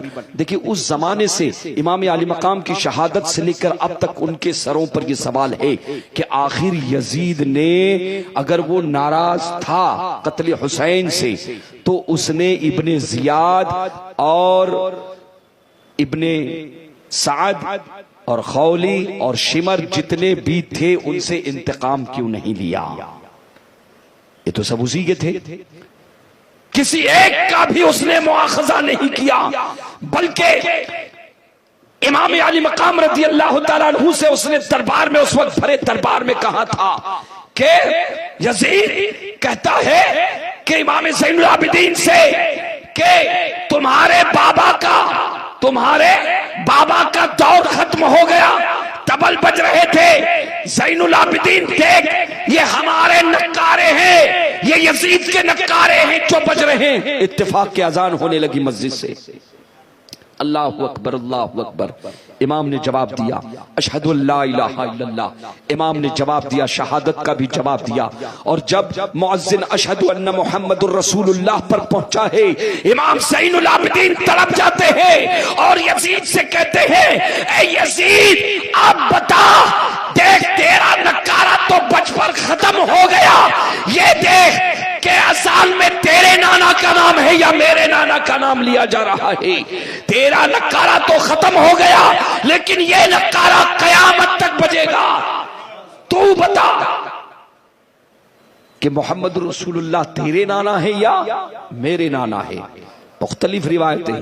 دراصل معاملہ یہ ہو گیا، آپ کو بتاؤں کہ یزید کو احساس جھٹکا ملا تھوڑا سا کہ میں نے جو کیا ہے نا یہ کوئی معمولی معاملہ، یہ خون حسین ہے، یہ رنگ لا کر رہے گا، یہ اہل بیت کا جو ہے خون ہے جو رنگ لا کر رہے گا. اسے احساس ہوا، اس لیے جھٹوں کے مگرمچھ کا جو ہے، مگرمچھ کے آنسو ہوتے ہیں نا، اس نے وہ بعض جو روایتوں میں آتا ہے تو اس کی یہ، لیکن یہ کہ ان کی گردنوں پر یہ سوال تلوار بن کر ہمیشہ لٹکتا رہے گا، لٹکتا رہا ہے، جس کا جواب دینے سے آج بھی یزیدی عاجز ہے کہ آخر اگر قتل حسین سے اہل بیت کے ساتھ جو بے حرمتیاں ہوئی تو بحیثیت بادشاہ یا بقول تمہارے کہ اگر وہ خلافت پر جو ہے تھا تو اس نے انتقام کیوں نہیں لیا، سزائیں کیوں نہیں دی؟ عزیزان ملت اسلامیہ، یزید نے حضرت نعمان ابن بشیر صحابی رسول ہیں، کوفہ کے پہلے گورنر تھے، ان کے حوالے 30 افراد پر ایک دستہ مشتمل کیا اور امام عالی مقام رضی اللہ تعالیٰ عنہ کو مدینہ شریف روانہ کرنے کے لیے عزت و احترام کے ساتھ مطالبات تھے حضرت امام زین العابدین رضی اللہ تعالیٰ عنہ کے. آپ نے فرمایا تھا کہ شہداء کے سارے سروں کو مجھے دیا جائے، سارے سروں کو مجھے دیا جائے، میں اپنے ساتھ لے کے جاؤں گا. جو سامان ہمارا لوٹا گیا ہے، جو اہل بیت کے تبرکات تھے جس میں کہتے وہ سب ہم کو دیے جائیں، اور امام علی مقام کے اور اہل بیت کے جتنے قاتل ہیں وہ بھی ہمیں دیے جائیں. تو اس نے پہلی شرط سے انکار کر دیا. دربار میں خولی بھی تھا، شمر بھی تھا، وہ ایک دوسرے پر ٹالتے رہے کہ نہ میں نے نہیں کیا ہے، ابن زیاد کا جو ہے فلاں نام لے رہا، ایک دوسرے پر ٹالتے رہے. تو اس وقت یزید نے کہا کہ پہلی شرط تو چھوڑ دو، اس کی تکمیل ممکن نہیں، لیکن جہاں تک تمہارا لوٹا ہوا جو مال ہے قافلوں کا، اللہ اکبر، اور اس کے بعد سروں کو بھی دیا گیا. اب امام علی مقام رضی اللہ تعالیٰ عنہ کے سر مقدس کے حوالے سے اور شہداء کے سروں کے حوالے سے جو مشہور روایت ہے کہ امام حسین رضی اللہ تعالیٰ عنہ کا سر اقدس مدینہ منورہ میں امام زین العابدین اپنے ساتھ لے کر آئے، اور حضرت امام حسن رضی اللہ تعالیٰ عنہ اور زہرا پاک کے سے متصل جو ہے قریب قرب میں اس کو دفن کیا گیا. بعض روایتوں میں آپ نے سنا ہوگا مصر کی سرزمین پر دمشق سے جو ہے اسقلان اور پھر وہاں سے ہوتے ہوئے مصر کی سرزمین پر جو ہے جامعۃ الازہر جو اس وقت عظیم درسگاہ ہے دنیا کی، وہاں پر بالکل جامعۃ الازہر کے قریب میں متصل بالکل ایسا سمجھے بیچ میں روڈ ہے، وہاں ایک مسجد ہے، مسجد رأس الحسین، کیا نام ہے اس مسجد کا؟ مسجد رأس الحسین. اس مسجد میں سر امام جو ہے کئی روایتیں ہیں، لیکن ایک خاص بات یہ ہے، اور بڑے بڑے علماء محدثین لکھتے ہیں، بڑے بڑے اولیاء کاملین نے لکھا ہے کہ سر امام کی یہ کرامت کہ جہاں بھی جاؤ سلام کا جواب مل جاتا ہے، جہاں بھی جاؤ سلام کا جواب مل جاتا ہے. بہرکیف یہ قافلہ چل پڑا ہے، یہ قافلہ یزید کے دربار سے چل پڑا ہے. عزیزان ملت اسلام، یا ایک روایت میں یہ بھی آتا ہے، چونکہ تاریخ ہے جاننا چاہیے، سن لیں اسے، کہ امام زین العابدین رضی اللہ تعالیٰ عنہ نے ان سروں کو، شہداء کے سروں کو کربلا میں لا کے ہی کیا کر دیا؟ دفن کر دیا. اور ان کی جو مبارک ناشیں تھی، ایک روایت میں آتا ہے ان پر نمازیں نہیں پڑھی گئی تھی تو امام سجاد نے نماز پڑھی، لیکن جو مشہور روایت ہے وہ روایت یہ ہے کہ کربلا سے متصل غازریہ نام کی ایک بستی تھی، غازریہ نام کی ایک بستی تھی، وہاں بنی سعد، بنی اسد، قبیلہ بنی اسد کے لوگ تشریف لائے اور انہوں نے اہل بیت اطہار کی نماز جنازہ پڑھی تھی جب قافلہ یزیدیوں کا وہاں سے نکل گیا تھا، ہے نا. یہ ظالم جب نکل گئے تھے تو نماز جنازہ بھی پڑھی اور ان کی تدفین بھی کی تھی. عزیزان ملت اسلامیہ، جب امام زین العابدین رضی اللہ تعالیٰ عنہ کا گزر کربلا سے ہوا ہے تو ٹھانٹے مار کر جو ہے رو رہے تھے اور صبر کا پیمانہ چھلک پڑا. لیکن اب دیکھیں کہ آپ پڑاؤ در پڑاؤ شہر رسول مدینہ کی طرف جو ہے آپ بڑھ رہے ہیں. آپ غور کریں کہ 4 شعبان کو، مشہور روایت کے مطابق 4 شعبان کو یہ قافلہ مدینہ طیبہ سے رخصت ہوا تھا. جب رخصت ہوا تھا تو نبی کریم صلی اللہ علیہ وسلم کے نواسے حضرت امام علی مقام امام حسین رضی اللہ تعالیٰ عنہ آپ کے شہزادگان بھی ہے، امام حسن کے شہزادگان بھی ہے، حضرت مولا علی کے شہزادگان بھی ہے، حضرت مسلم بن عقیل کے شہزادگان بھی ہے، اور حضرت مسلم بن عقیل کے برادران بھی ہے. اہل بیت کا یہ قافلہ کہتے ہیں جب گئے تھے تو قافلہ بھرا بھرا تھا، لیکن مدینہ طیبہ میں چونکہ خبر مل چکی تھی کہ اہل بیت کے ساتھ کوفہ میں جو کچھ جو ہے ہوا ہے، اہل بیت اطہار شہر رسول میں اس کی رودات پہنچ چکی تھی، سارا مدینہ غم میں ڈوبا ہوا تھا. عزیزان ملت اسلامیہ، جب یہ قافلہ مدینے کے قریب پہنچا ہے، اللہ اکبر، حضرت امام زین العابدین کی نگاہ جب گنبد خضرا سرکار کے قبر انور پر پڑی ہوگی، سرکار کے جب قبر منور پر جب سرکار کے امام زین العابدین کی نگاہ پڑی ہوگی، ان کی کیا کیفیت ہوگی. امام زین العابدین رضی اللہ تعالیٰ عنہ کو امام حسین نے فرمایا تھا کہ بیٹا جب شہر رسول میں نانا جان کی بارگاہ میں جاؤ گے تو میرا سلام عرض کرنا، اور یہاں کا آنکھوں دیکھا حال ساری روداد رسول اللہ کو بیان کر دینا. امام زین العابدین رضی اللہ تعالیٰ عنہ جب رسول گرامی صلی اللہ علیہ وسلم کے قبر منور پر پہنچے، مدینے میں کوہرام مچ گیا کہ رسول اللہ کے شہزادگان آئے ہیں اور رسول اللہ کے گھرانے والے آئے ہوئے ہیں. کیا کیفیت ہوگی آپ سوچیں ذرا اس وقت. اللہ اکبر. حضرت محمد بن حنفیہ جو حضرت مولا علی شیر خدا کے شہزادے ہیں، امام حسین کے برادر ہیں اور دوسری آپ اہلیہ سے ہیں، وہ بیمار تھے اس وقت مدینہ طیبہ میں. جب ان کو خبر ملی تو اپنی چادر کو گھسیٹتے ہوئے وہ بھی گھر سے باہر نکلے. مدینے میں چیخ و پکار، آہ و ذرا رو رہے تھے اور سب جو ہے بھاگے بھاگے التربت پیمبر کی طرف رکے ہوئے ہیں.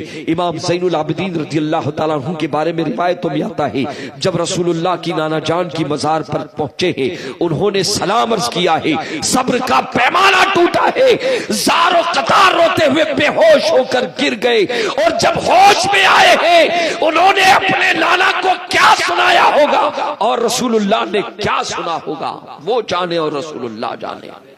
اللہ اکبر. اس کے بعد کبھی آپ ترک دنیا کر لی تھی. اہل بیت کے 12 اماموں نے، رسول اللہ نے پہلے اشارے دے دیے تھے. حدیثیں ہیں، آپ اٹھا کر دیکھیں تاریخ میں، احادیث کی کتابوں کو بھی دیکھیں، اہل بیت کے 12 اماموں کے ساتھ کیا ہوگا اور ظالم جفاکار امت کہ بعض افراد میرے گھر والوں کے ساتھ کیا سلوک کریں گے. حضور نے سب کے بارے میں اطلاع دی تھی کہ جعفر صادق کے ساتھ کیا ہوگا، موسیٰ کاظم کے ساتھ کیا ہوگا، امام رضا کے ساتھ کیا ہوگا، امام تقی کے ساتھ کیا ہوگا، امام نقی کے ساتھ کیا ہوگا. حضور کے اشارے احادیث پاک کی کتابوں ملتے ہیں. عزیزان ملت اسلامیہ، اب دیکھیں کہ مدینہ طیبہ میں کوہرام مچا ہوا ہے. یہ لٹا پٹا جو ہے قافلہ ہرا بھرا جو گیا تھا شہر رسول میں واپس آ گیا۔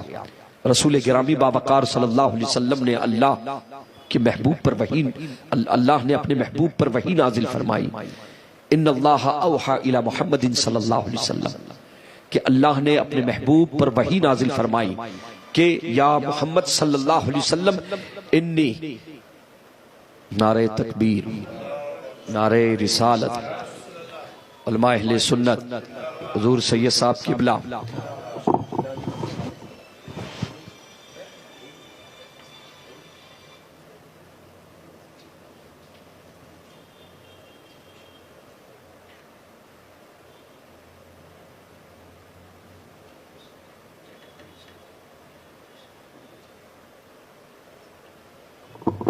بیٹھیے۔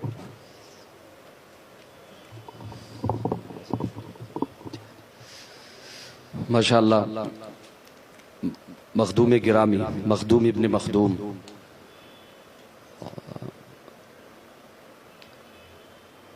حضور پیر طریقت رہبر راہ شریعت جیلانی میاں صاحب قبلہ ماشاءاللہ آج ہماری اور آپ کی محفل میں جلوہ بار ہو چکے ہیں، اسی خانوادے کے چشم و چراغ ہے۔ یہ سعادتوں کی باتیں ہیں کہ حضرت کی تشریف آوری ماشاءاللہ ہمارے اور آپ سبوں کے حق میں، اور جتنے لوگ سن رہے ہیں وہ بھی سنیں کہ ماشاءاللہ آج کی اس آخری بزم اس سال کی حضرت نے اپنا قیمتی وقت ہمیں اور آپ کو عطا فرمائے۔ اللہ تعالی حضرت کی فیوز و برکات سے ہم تماموں کو اور تمام مسلمانوں کو جو ہے مالا مال فرمائے۔ ماشاءاللہ تھوڑی دیر اپنے مخدوموں کو زیادہ بٹھانا اچھی بات نہیں ہوتی ہے، تھوڑی دیر انشاءاللہ میں ہم کلام رہوں گا آپ سے انشاءاللہ۔ درود پاک پڑھ لیں، اللہم صلی علی سیدنا محمد وعلی آل سیدنا محمد مبارک وسلم صلاۃ دائمۃ بدوام الملک الحی القیوم۔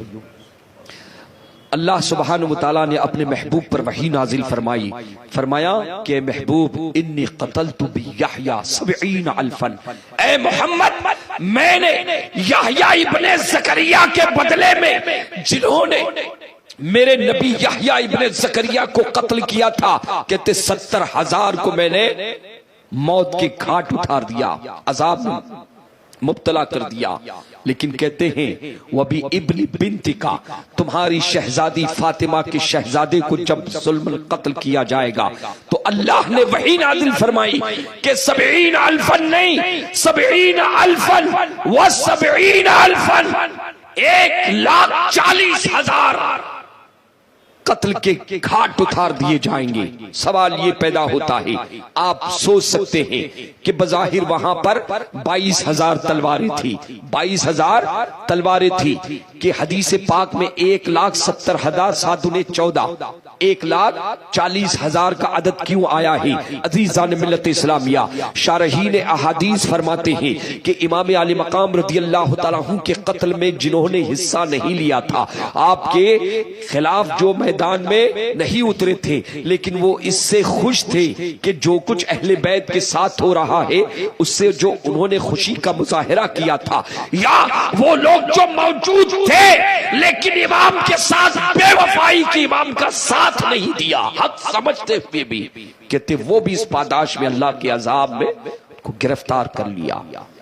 تو یہ عزیزان ملت اسلامیہ، علامہ جلال الدین سیوطی علیہ رحمہ اور حضرت ابن حجر حیتمی اور بے شمار محققین اپنی کتابوں میں لکھتے ہیں کہ امام علی مقام رضی اللہ تعالیٰ عنہ کی شہادت اور جو بھی اہل بیت کے ساتھ جن ظالم یزیدیوں نے کیا تھا، کہتے کہ دنیا میں آخرت کا تو عذاب تو باقی ہے، لیکن دنیا میں کہتے ہیں بغیر عذاب کی دنیا میں کہتے کوئی رخصت نہیں ہوا ہے دنیا سے۔ اللہ نے سب کی گرفت فرمائی ہے، اللہ نے سب کی گرفت فرمائی۔ یہ دیکھیں ہجرت کا 67واں سال ہے، ہجرت کا 67واں سال ہے۔ یزید کے بارے میں تو میں نے بتا دیا آپ کو اس دن کہ یزید 64 میں 3.25 تقریباً جو ہے 3 سال 7 ماہ تقریباً سمجھئے کہ 4.25 سال تک اس نے تخت بادشاہت کی اس نے۔ اس کے بعد علماء فرماتے ہیں کہ اس کو ایسی بیماری لگ گئی، ایسی ایسے مرض نے اس کو کہ اس کے پیٹ میں جانتے ہیں آنتوں میں اس کے کیڑے پڑ گئے تھے، ہے نا؟ پانی پیتا تھا تو بھی چلاتا تھا، اور پانی نہیں پیتا تھا تو بھی پانی کے لیے ترس کر رہ جاتا تھا۔ اس طرح سے جو ہے تڑپ تڑپ کر جو ہے وہ سڑ کر مرا ہے، اتنی خطرناک بیماری۔ اور جانتے ہیں مورخین لکھتے ہیں تبری کی روایت کے مطابق 10 اولاد تھی اس کی، لیکن مشہور قول کے مطابق یزید کے 5 بیٹے ہوئے تھے۔ کتنے؟ ایک معاویہ، ابو سفیان، خالد، عبداللہ، عمر، 5 بیٹے ہوئے، توجہ رکھیں۔ اور ایک بیٹی تھی عاتقہ، ایک بیٹی تھی عاتقہ۔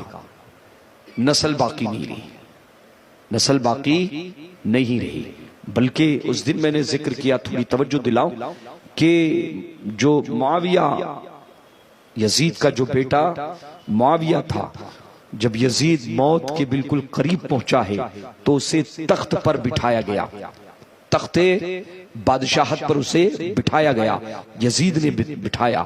جانتے ایک روایت میں آتا ہے کہ فوراً اس نے یزید سے اپنے باپ سے اس نے اسی وقت کہا کہ جس تخت پر تو مجھے بٹھا رہا ہے اس تخت پر میں تھوکتا ہوں، اس لیے کہ اس تخت پر آل رسول کے خون کے دھبوں کے نشانات نظر آتے ہیں۔ آپ غور کریں کہ جس تخت اور تاج کے لیے یزید نے اہل بیت کے ساتھ یہ کھلواڑ کیا، جس ملعون نے، اس کا بیٹا بھی اس کے ساتھ جو ہے وفا کرنے کے لیے تیار نہیں۔ اور کربلا میں اس نے نسلیں تو کاٹی تھی سیدوں کی، لیکن حسینی سادات ہی کو دیکھ لے کہ تنے تنہا امام زین العابدین رضی اللہ تعالیٰ عنہ، آپ امام کے شہزادوں میں سے آپ بچ کر تشریف لائے، لیکن آج آپ کو یقین جانے کہ دنیا میں آپ کو لاکھوں حسینی سادات نظر آئیں گے، لیکن یزید کا جانتے ہیں 5 بیٹے، اگر اس روایت کو آپ مان لیتے ہیں 5 بیٹوں کی، تو 5 بیٹوں میں سے کسی کی نسل آگے چلی نہیں، اور بیٹی کا بھی کیا ہو گیا؟ انتقال ہو گیا۔ حضرات محترم، یہ اللہ کی طرف سے یزیدیت پر اور یزیدیوں کے چہروں پر ایک زبردست تماچا ہے۔ اب دیکھیں کہ اللہ نے فرمایا کہ محبوب سب کا میں انتقام لے کر رہوں گا۔ عزیزان ملت اسلامیہ، سن ہجری 67 میں، سن ہجری 67 میں عبد الملک ابن مروان تخت بادشاہت پر بیٹھ جاتا ہے۔ وہ اس کے دور میں مختار ثقفی اس کی حکومت کا ایک بڑا نمائندہ، بڑا نام، اس کے حوالے جو ہے اس نے سارا معاملہ کر دیا کہ پورے علاقے میں گشت کرا، ڈھونڈ کے نکالے کہ یزیدیوں کو، جس کسی نے بھی اہل بیت کے ساتھ، امام علی مقام امام حسین اور رسول اللہ کے شہزادوں کے ساتھ، امام جس نے بھی اہل بیت نبوت کے ساتھ کسی بھی طرح کا حصہ لیا ہے، تعاون کیا، کہتے ایک ایک کو کسی بھی پہاڑ کے کھوہ میں ڈھونڈا چھپا ہو اس کو ڈھونڈ کے لاؤ اور چن چن کے ان کو قتل کیا جائے۔ اللہ اکبر۔ منتقم حقیقی کی جب دیکھیں نا، جب قدرت کا جو یہ معاملہ چلتا ہے تو مختار ثقفی کا جو آپ نے ایک بڑا زبردست کارنامہ اس کا تاریخی اعتبار سے رہا کہ جتنے بھی یزیدی تھے نامی گرامی، کہا جس نے تھوڑی بھی مدد کی ہے اس کو بھی لا، اور کسی کو چھوڑا نہیں جائے گا۔ حضرات محترم، چن چن کے سب کا انتقام لیا، کسی کو جلایا، کسی کو زندہ جلایا، کسی کو جو ہے نیزوں سے نیزے بھوک بھوک کر کسی کو جو اس نے مارا ہے۔ اپنے دور میں اس نے، اپنے زمانے میں تقریباً محتاط روایت کے مطابق 6000 کو تو اس نے تنے تنہا تحت کیا تھا۔ 6000 کی تعداد میں نے ایک جگہ ایک روایت میں نے دیکھی۔ ابن سعد کو، خولی کو، شمر کو، یعنی کسی کو نہیں، کسی پر رحم نہیں، برس پڑا کہ ظالموں تم نے اہل بیت نبوت حضور کے گھرانے پر جو ظلم و ستم ڈھائے ہیں، جو ظلم و ستم تم نے کی، اس اعتبار سے یہ سزائیں تمہارے لیے کچھ بھی معنی نہیں رکھتی، یہ تو دنیا میں آخرت کی سزائیں تو تمہارے لیے بہت باقی ہے۔ ابن سعد کو دربار میں پکڑ کر بلوایا گیا. پہلے تو چھپنے کی اس نے کوشش کی, دربار میں پکڑ کے لایا گیا. ایک روایت میں آتا ہے اس کے بیٹے حفص کو بھی اس کے بعد پکڑ کر لایا گیا, اور جب دربار میں رحم کی بھیک مانگنے لگا کہ مجھے چھوڑ دو, رحم کرو, تعلقات بھی تھی, دعائیں دینے لگا, تو مختار ثقفی نے اس وقت اسے کہا تھا کہ ظالم, تجھے حسین اور نبی کے گھرانوں پر تجھے اس وقت رحم نہیں آیا. اللہ اکبر. جانتے کہ مختار ثقفی نے کہا کہ باپ کے سامنے پہلے بیٹے کو مارو, اور دونوں کو, کہ حسین کے بدلے ابن سعد باپ اور علی اکبر شہزادے کے بدلے, حالانکہ یہ دونوں ان کا مقابلہ کسی طرح نہیں کر سکتے. باپ کے سامنے پہلے بیٹے کو مارو تاکہ اسے احساس ہو کہ شہزادے کا اور بنوت کا درد کیا ہوتا ہے. عزیزان ملت اسلامیہ, کسی کو نہیں چھوڑا مختار ثقفی نے, چن چن کے مارا. یہ ابن زیاد دیکھے, ابن زیاد بڑا طاقتور تھا. سن ہجری 67 ہے, محرم کا مہینہ ہے, عاشورہ کا دن ہے. چھپتا پھر رہا تھا, بھاگا بھاگا پھر رہا تھا, کبھی یہاں بھاگ کبھی وہاں بھاگ. عزیزان ملت اسلامیہ, جب تحقیقی طور پر پتا چلا تو موصل کی طرف, کہاں, موصل کی طرف, دریائے فرات سے قریب, مختار ثقفی نے مالک ابن اشتر کی قیادت میں ایک عظیم الشان لشکر بھیجا کہ جاؤ اور اس کا سر جو ہے میرے دربار میں لے کر آؤ. عزیزان ملت اسلامیہ, بھاگا بھاگا پھر رہا تھا.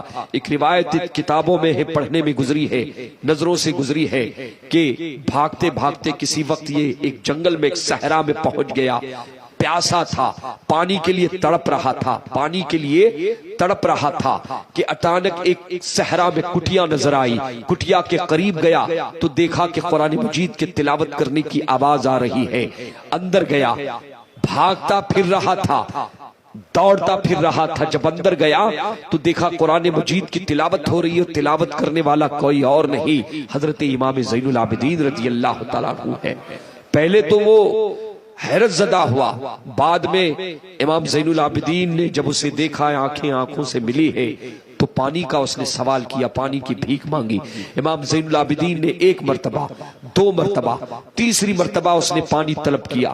امام زین العابدین نے 3 مرتبہ اسے پانی پیش کیا. وہ حیران بھی تھا اور پریشان بھی تھا. پانی جب پی لیا, سیراب ہو گیا. اب امام زین العابدین رضی اللہ تعالیٰ عنہ سے کہنے لگا, ابن زیاد ظالم کہتا ہے کہ شہزادے آپ نے مجھے پہچانا نہیں, شاید آپ نے مجھے پہچانا نہیں. اب امام زین العابدین کے صبر کا پیمانہ ٹوٹتا ہی آپ ارشاد فرماتے ہیں کہ ظالم, میں تجھے نہیں پہچانوں گا, تو وہ ابن زیاد ہے جس نے رسول اللہ کے کئی یوسف گم کر دیے, خاندان نبوت کی جڑیں کاٹی ہے, ظلم کی انتہا کی ہے, میں تجھے کیسے بھول سکتا ہوں. امام زین العابدین نے جب یہ جملے کہے تو دنگ رہ گیا کہ جب آپ نے مجھے پہچانا تھا, جب آپ نے مجھے پہچانا تو یہ سلوک, یہ پانی اس طرح سے پیش کرنا. امام زین العابدین حسینیت دیکھے, امام علی مقام کا گھرانہ اور حسینی پیغام دیکھے, مزاج دیکھے.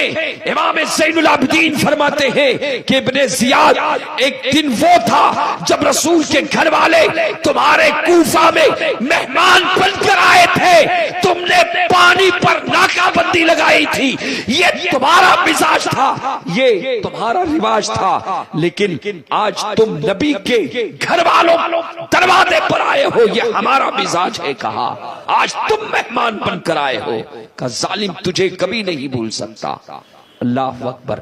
یہ امام علی مقام رضی اللہ تعالیٰ عنہ کا پیغام. اور یہ دیکھیں کہ مالک نے اشتر ڈھونڈ رہا ہے, لشکر تقریباً 25,000 کا لشکر طرفین کی طرف سے موصل نہر فرات کے قریب آمنا سامنا ہوتا ہے. صبح سے لے کے شام تک گھمسان کی جنگ ہوتی ہے. بالآخر ابن زیاد کا سر قلم کر دیا جاتا ہے. عاشورہ کا دن ہے, عاشورہ کا سن ہجری 67 میں, جس دن اس نے امام علی مقام کے سر انور کو, بس اسی دن سر انور جس دن اس نے کاٹا تھا بس وہی دن ہے ابن زیاد کے سر کو لے کر گیا کہاں پر؟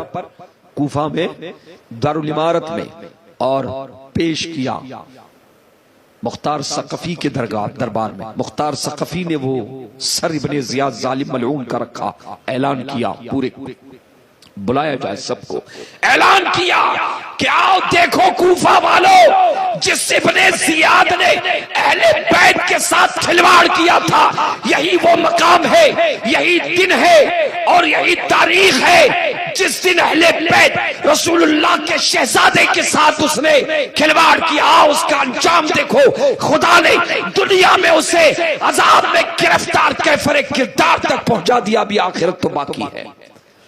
جانتے ترمذی شریف کی حدیث میں ہے، ترمذی شریف میں آتا ہے کہ ابن زیاد کا سر جب مختار ثقفی، وہی دارالامارت، وہی جگہ، وہی تاریخ، وہی دن ہے، جانتے ہیں اب جب سر رکھا گیا ہے تو غیب سے ایک سانپ نمودار ہوا۔ سیاہ ستہ کی روایت میں یہ معمولی بات نہیں ہے، یہ کوئی تاریخی کتاب نہیں ہے، سیاہ ستہ حدیث پاک کی مشہور 6 کتابوں میں سے ایک کتاب ہے عزیزان ملت اسلامیہ۔ سیاہ ستہ میں آتا ہے کہ ابن زیاد کا جب سر ظالم ملعون کا سر رکھا گیا ہے، اچانک ایک سانپ نمودار ہوا، اس کے ناک نتنوں میں گھسا، منہ سے باہر آیا، پھر ایک مرتبہ گھسا، پھر باہر آیا، پھر ایک مرتبہ گھسا اور پھر باہر آیا اور غائب ہو گیا۔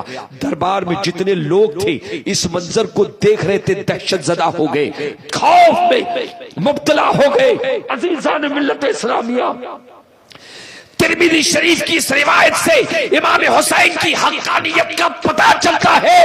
امام کو باغی کہنے والے نجدیوں، خارجیوں، دیکھو اللہ نے ابن زیاد کے ساتھ، ترمذی شریف کی حدیث پاک ہے، دنیا میں بتا دیا کہ حسین کل بھی سچا تھا، آج بھی سچا ہے اور قیامت تک اسی کی صداقت کے پرچم لہراتے رہیں گے۔ اور ابن زیاد کا مقام دیکھو، آج بھی یہ چٹے ہے نا یہ سب۔ عزیزان ملت اسلامیہ، امام ابن حجر حیتمی فرماتے ہیں سوائے کے محرقہ میں، بعض تو وہ لوگ تھے جن کا چہرہ سور کی طرح ہو گیا تھا، فیکٹ ایک دم سور کی طرح، اتنے کالے ہو گئے، اتنے کچھ لوگ اندھے ہو گئے، نہ بھی ان کی بینائی چلی گئی تھی۔ کئی روایتیں ہیں اس سلسلے میں کہ اللہ نے قاتلان حسین کو، جس نے اہل بیت کو دکھ دینے میں، ستانے میں مدد کی ہے، اللہ نے طرح طرح ان کو کیا کیا، مبتلا کر دیا اور دنیا میں ان کو ذلیل۔ علامہ جلال الدین سیوطی علیہ الرحمہ نے تاریخ الخلفاء میں ایک روایت بیان فرمائی ہے، آپ ارشاد فرماتے ہیں کہ کوفہ میں، دمشق میں 1 سال تک پورے اس علاقے میں کہتے ہیں کہ چیچک کی بیماری 1.5 سال تک، چیچک کی بیماری، اور جتنے یزیدی تھے، جتنے لوگوں نے اہل بیت نبوت کو ستایا تھا، ان کے بچوں کو چیچک کی بیماری نے آ کے گھیر لیا اور ان کے بچے اس بیماری کی وجہ سے اندھے پیدا ہو رہے تھے۔ اللہ نے دنیا میں طرح طرح کے عذاب میں ان کو مبتلا فرمایا تھا۔ عزیزان ملت اسلامیہ، امام علی مقام رضی اللہ تعالیٰ عنہ کو جو یزیدی اور جو یزید مٹانے کے لیے اور اپنی حکومت قائم کرنے کے لیے جو اس نے بربریت کا ننگا ناچ کھیلا ہے، آج کربلا میں جا کر دیکھیں کہ کربلا میں آج بھی حسین کا قبضہ ہے، اہل بیت کا قبضہ ہے، اہل بیت کا قبضہ ہے، حسین کا قبضہ ہے۔ یزید مٹ گیا، اس کے ارادے مٹ گئے۔ عزیزان ملت اسلامیہ، حسین صرف کربلا تک بادشاہ نہیں تھا، یا حسین کی داستان یا حسین کا امام علی مقام کا معاملہ کربلا تک نہیں تھا، شب عاشور تک نہیں تھا، وہ قیامت تک کے لیے امام ہے، قیامت تک کے لیے امام ہے۔ اس کے پھریرے تو قیامت تک لہراتے رہیں گے۔ آپ دیکھیں، پوری دنیا کا جائزہ لیں کہ واقعی کربلا کے بعد کوئی اپنے بچے کا نام یزید رکھنا گوارا نہیں کرتا، لیکن مسلمانوں کے جہاں کہیں آپ کو محلے نظر آئیں گے، پوری دنیا میں ذمہ داری کے ساتھ کہہ رہا ہوں، ایک نہ ایک تو حسین یا غلام حسین آپ کو ضرور ملے گا۔ یہ حسین کی حقانیت کی دلیل ہے۔ عزیزان ملت اسلامیہ، اگر جنگ کے ظاہری اعتبار سے دیکھا جائے تو یزید مورچہ تو جنگ تو جیت گیا تھا لیکن مورچہ ہار گیا تھا، جنگ کے نتائج ہار گیا تھا، جس کی جیتی جاگتی دلیل کہ کربلا میں آج بھی حسین کا قبضہ ہے۔ اسی لیے دیوانوں نے کہا تھا کہ صدیہ حسین کی ہے اور زمانہ حسین کا ہے، اور آل محمد کے مرتبے اور مقام کو پہچانو۔ مسلمانوں، حضرت قاضی ایاز مالکی رحمت اللہ علیہ ارشاد فرماتے ہیں شفا شریف میں، حب آل محمد برات من النار، کہ نبی کے گھر والوں کی محبت جہنم سے آزادی کا ٹکٹ ہے۔ وجواز علی الصراط، کہتے ہیں اور پل صراط سے کوئی آسانی سے گزرنا چاہتا ہے تو کہتے ہیں اہل بیت اطہار کی محبت اس کے لیے پاسپورٹ کی حیثیت رکھتی ہے، اس کے لیے ایک جواز ہے، اس کے لیے ایک ٹکٹ ہے۔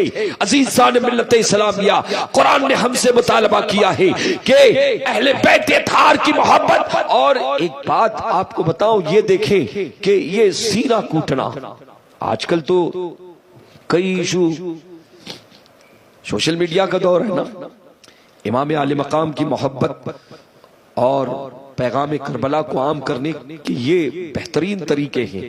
محفلیں سجائی جائے، سبیلیں لگوائی جائے، ایصال ثواب کی محفلیں ہوں، غرباء و مساکین کو کھلایا جائے، پلایا جائے، کار خیر جو ایصال ثواب کی محفلیں، جتنے بھی صورتیں ہیں ان صورتوں کو اپنا کر اہل بیت اطہار کی بارگاہوں میں خراج عقیدت پیش کیا جائے۔ یہ سب سارے اب دیکھیں کہ یہ کچھ لوگ ابھی سینہ جو ہے پیٹنا یعنی ماتم کرنا، یہ یعنی یہ وہ جانتے ہیں حضرت بی بی زینب جب کوفہ گئی تھی نا، اور دمشق کے بازاروں میں جب ایسے ایسے کوٹتے ہوئے کچھ لوگ جو ہے سینہ اپنے سینے کوٹ رہے تھے، جانتے ہیں علماء کیا فرماتے ہیں؟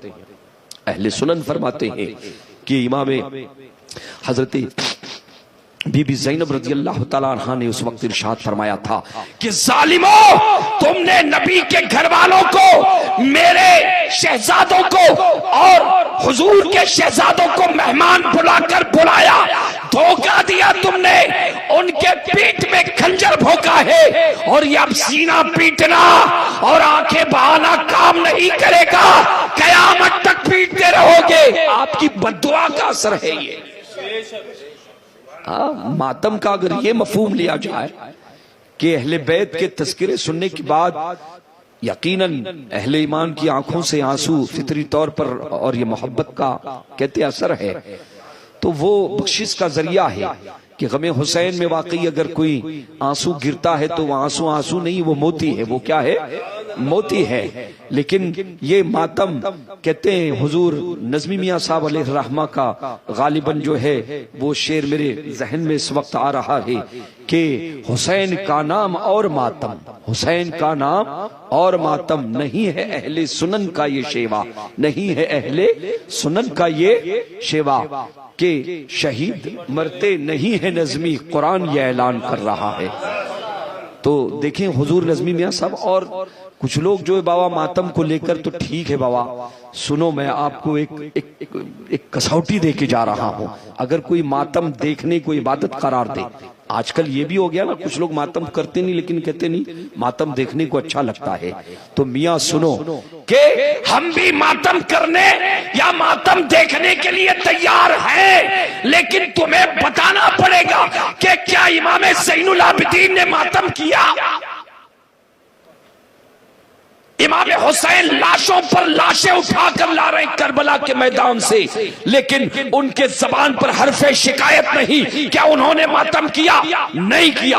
امام زین العابدین نے ماتم نہیں کیا، امام باقر نے ماتم نہیں کیا، امام جعفر صادق نے ماتم نہیں کیا، امام موسیٰ کاظم نے ماتم نہیں کیا، حضرت امام علی رضا نے ماتم نہیں کیا، اور یہ برکت والے نام ذہن میں رکھو، امام تقی نے ماتم نہیں کیا، امام نقی نے ماتم نہیں کیا، امام حسکری حسن عسکری نے ماتم نہیں کیا۔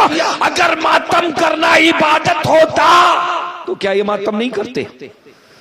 اچھا ایک بات مجھے صاحب کوئی بتا رہے تھے کہ ان رافضیوں کے ملا کبھی ماتم کرتے ہوئے دیکھے نہیں گئے.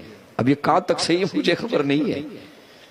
جو مولوی ملا ہے ان کے وہ کبھی ماتم کرتے ہوئے نظر نہیں آئے ہیں. نورانی میاں کی وہ جو ہے بات کسی زمانے میں کسی نے کہا کہ ہم آپ بہت سارے معاملات ملتے جلتے ہیں، کسی شیعہ مولوی نے کہا تھا کہ ماتم نہیں کرتے، کہا ٹھیک ہے ہم بھی کریں گے، تیار ہیں، لیکن یہ کہ سینہ تمہارا ہونا چاہیے اور ہاتھ ہمارے ہونے چاہیے. ارے مسلمانوں یاد رکھنا، جس دل میں اہل بیت کی محبت ہوگی ان سینوں کو ماتم کرنے کی ضرورت نہیں ہے. وہ سینہ نہیں، محبت کا گنجینہ ہے، عرش کا زینہ ہے وہ سینہ جہاں اہل بیت اطہار کی محبتیں پنپ رہی ہے. اور یہ بھی دیکھیں آپ، یہ تھوڑی سی اصلاح، یہ آج کل تعزیے کا مسئلہ بھی جو ہے، بعض سادات ہیں اللہ ہدایت عطا فرمائے اور بعض مولویوں کو، اس حوالے سے میں بس اتنی گفتگو کروں گا کہ اعلیٰ حضرت امام اہل سنت رضی اللہ تعالیٰ عنہ نے جو کچھ فرمایا ہے تعزیے کے حوالے سے، یا جو آپ نے اس حوالے سے لکھا ہے بشرائط، تو میں ان سے پوچھنا چاہتا ہوں کیا اعلیٰ حضرت آپ کو صرف اسی موقع پر یاد آتے ہیں؟ امیر معاویہ کے باب میں آپ کو اعلیٰ حضرت نہیں سمجھ میں آتے؟ تم کیا پبلک کو بیوقوف سمجھ رہے ہو؟ کیا یڑے میں کاٹتے ہو کیا تم لوگ؟ اعلیٰ حضرت سے دل میں بغض پالتے ہو اور قوم کو گمراہ کرنے کے لیے اعلیٰ حضرت کا حوالہ جو ہے تم پیش کر رہے ہو. امیر معاویہ اور صحابہ کرام کی جہاں توہینیں ہو رہی ہیں اس باب میں تمہیں اعلیٰ حضرت نہیں دکھتے کیا؟ وہ بھی تو پڑھو اور اس کو بھی تو پیش کرو. تو نہیں، ایران میں جا کے جو ہے شیعوں کی چائیں پی کے آتے ہو بابا تم لوگ، اور ادھر آ کے جو ہے قوم میں فتنے پیدا کر رہے ہو. ہاں، ایران میں جا کے رافضیوں کے درمیان میں بیٹھ کے شیعوں کی جو ہے چائے میٹھی لگ گئی ہے، تم کو چڑھ گیا ہے اس کا نشہ. تو اس باب میں اعلیٰ حضرت کی تحقیق، اگر اعلیٰ حضرت سے اتنا پیار ہے تو وہاں کیوں نہیں اعلیٰ حضرت تم کو؟ اور تعزیہ کو بشرائط اعلیٰ حضرت نے جو بھی کچھ لکھا ہے سر آنکھوں پر، اور اس کے فوائد جو اہل محبت ہے حالات کے حساب سے، لیکن جس تناظر میں تم پیش کر رہے ہو تو ہمارے بات ہضم نہیں ہو رہی، سمجھ میں نہیں آ رہی ہے. دال میں کچھ کالا، میں نے اس پر بہت غور کیا، کچھ لوگوں کو دیکھا، میں نے بہت غور کیا، اس نتیجے پر پہنچا میں کہ دال نہیں، پورا سب کالا ہے، پورا اندر کالا ہے. یہ اعلیٰ حضرت کے نام پہ بیوقوف بنا رہے ہیں.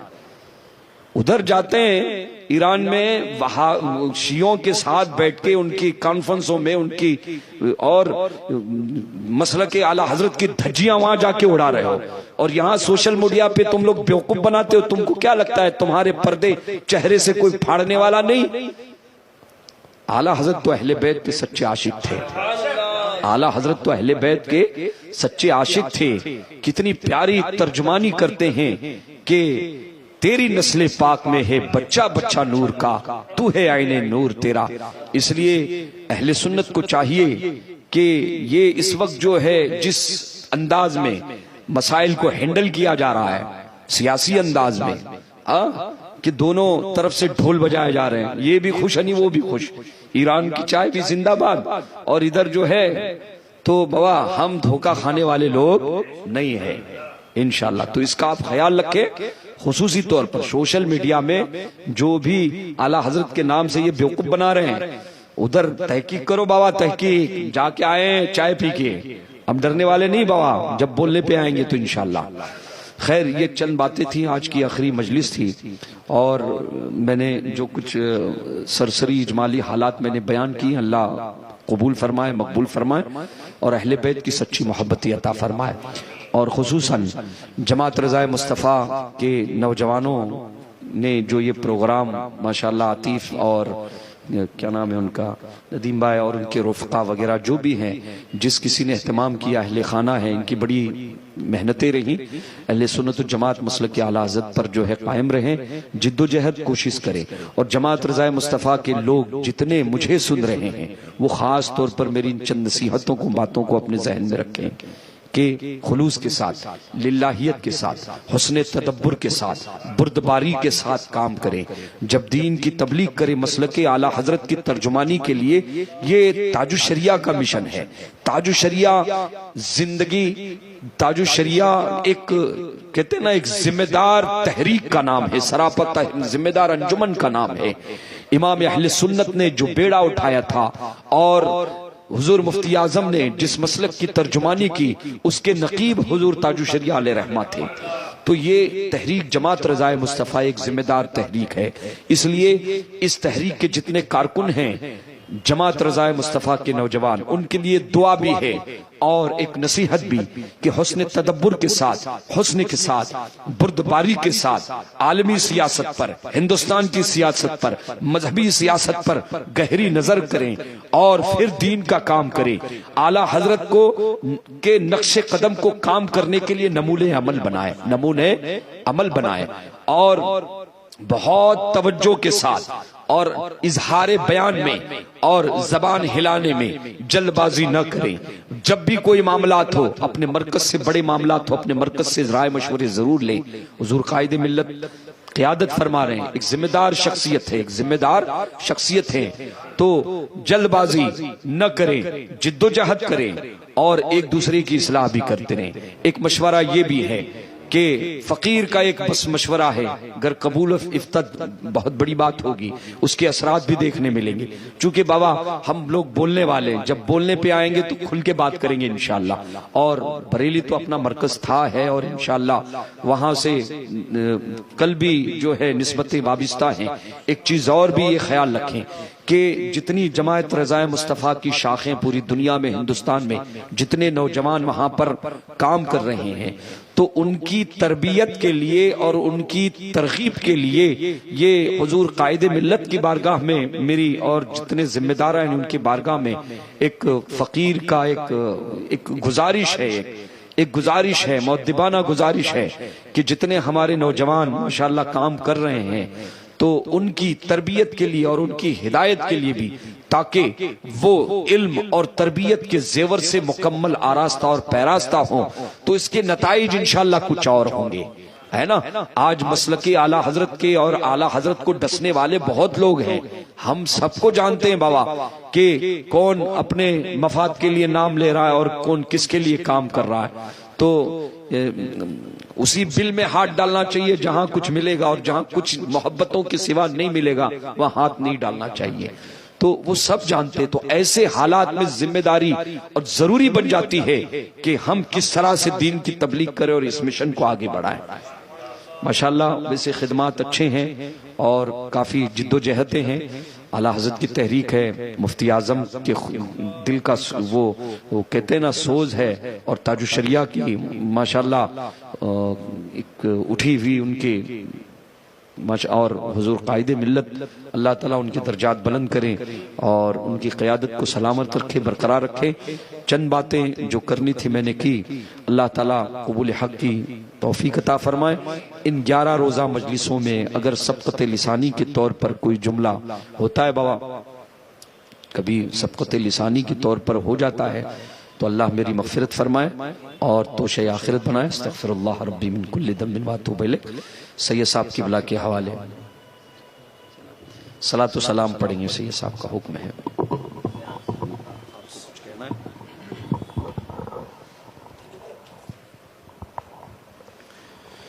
مصطفیٰ جان رحمت پہ لاکھوں سلام، شمع بز میں ہدایت پہ لاکھوں سلام، شمع بز میں ہدایت پہ لاکھوں سلام. شہر یاری ایرم تاج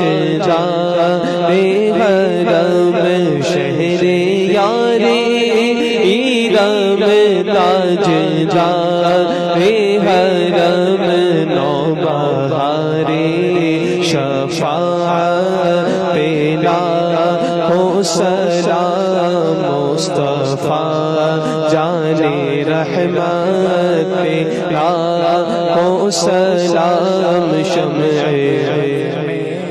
ہدایت پہ لاکھوں سلام جس طرف اٹھ گئی دم میں دم آ گیا اس نگاہ عنایت پہ لاکھوں سلام پا رہا ہے صحف گل چہا ایک دوست اہل بیت نبوت پہ لاکھوں سلام سیدہ ظاہرہ طیبہ طاہرہ جان احمد کی راہ پہ سلام غوث اعظم امام بتوں کا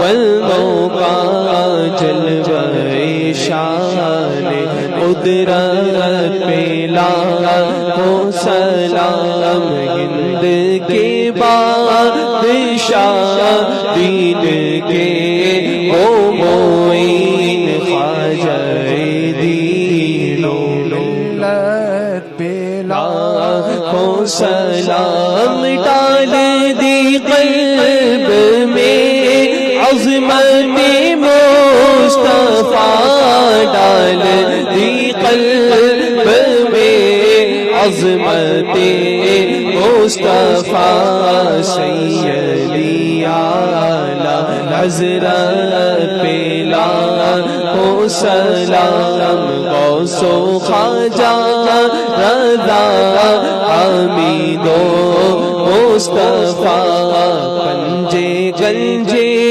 ولایت پہ لاکھوں سلام کاش محشر میں جب ان کی آمد ہو اور بھیجے سب ان کی شوقت پہ لاکھوں سلام مجھ سے خدمت کے خود سی کہے گا رضا مجھ سے خدمت کے خود سی کہے رضا مصطفیٰ جان رحمت پہ لاکھوں سلام شمع ہدایت پہ لاکھوں سلام جانشین رضا شاہ اختر رضا فخر اہل سنن شاہ اختر رضا ہے میری زندگی شاہ اختر رضا ہے خدا کے ولی شاہ اختر رضا ان کا سایہ سرو پر رہے دائماں ان کا سایہ سرو پر رہے دائماں ان کی نورانی صورت پہ لاکھوں سلام ان کی پاکیزہ سیرت پہ لاکھوں سلام مسلک اعلیٰ حضرت پہ لاکھوں سلام تا ابد اہل سنت پہ لاکھوں سلام. السلام علیکم یا رسول اللہ وعلی آلہ و اصحابہ یا سیدی یا نور اللہ صلی اللہ تعالی علیہ وسلم علیہ السلام. الفاتحہ.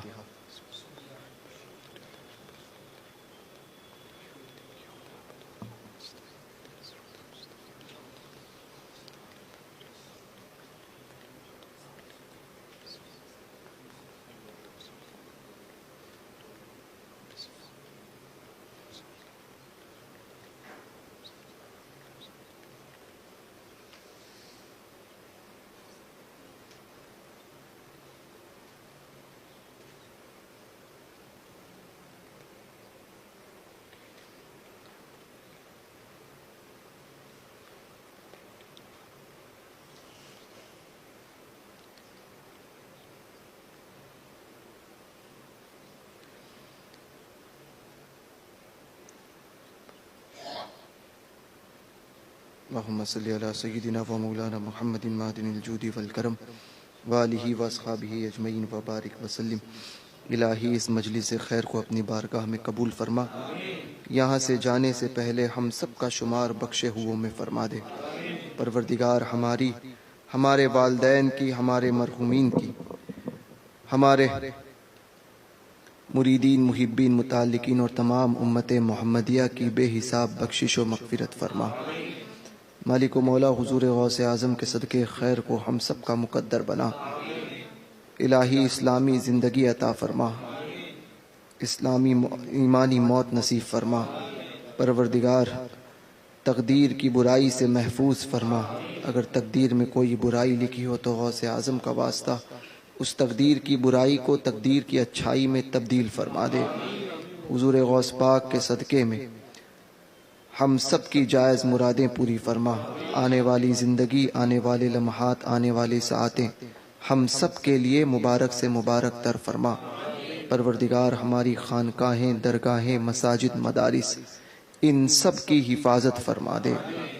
الہی ہمارے گھروں کی حفاظت فرما۔ مالک و مولا ہمیں، ہمارے والدین، مشائخ، اساتذہ، اہل و عیال، مریدین، محبین، متعلقین، تمام سنیوں کو، ہمارے گھروں کو، کاروبار کو، گھر والوں کو ہر چھوٹے بڑے حادثے سے، ہر چھوٹی بڑی زمینی اور آسمانی بلاؤں سے، ناگہانی آفتوں سے، حادثات سے اور حادثوں میں مبتلا ہونے سے محفوظ فرما۔ الہی اپنی خفیہ تدبیر سے ہم سب کو اپنی امان عطا فرما۔ دجال کے فتنے سے، فتنوں میں مبتلا ہونے سے اور ہر چھوٹے بڑے فتنے سے محفوظ فرما۔ مالک و مولا سرکاروں کے گستاخوں سے اور سرکاروں کی گستاخی سے، بزرگوں کی بارگاہ کی بے ادبی سے، بے ادبوں سے اور بے ادب ہونے سے ہم سب کو محفوظ فرما۔ الہی حاضرین مجلس ہم سب کی جملہ جائز مرادیں پوری فرما دے۔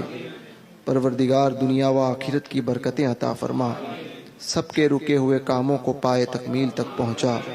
سب کے رزق حلال میں، جائز کاروبار میں برکتوں کا نزول فرما دے۔ الہی ہم میں، ہمارے گھروں میں جو کوئی بیمار ہیں، غوث پاک کے صدقے ان سب کو شفائے کامل واجل دراز عمر بالخیر عطا فرما۔ خصوصیت کے ساتھ نے حضور محدث کبیر کی عمر میں برکتوں کا نزول فرما۔ سرکار بغداد کے توسل سے مشائخ اہل سنت کے سائے کو غربائے اہل سنت پر دراز سے دراز فرما دے۔ الہی ظالم حکومت سے اور ظالم حکمرانوں سے، حکومت کے شر سے اور حکمرانوں کے شر سے تمام سنیوں کو، غریب نواز کے اس ہندوستان میں رہنے والے تمام مسلمانوں کو محفوظ فرما دے۔ پروردگار مسلک کا سچا وفادار بنا، مسلک اعلیٰ حضرت میں قائم اور مستحکم فرما۔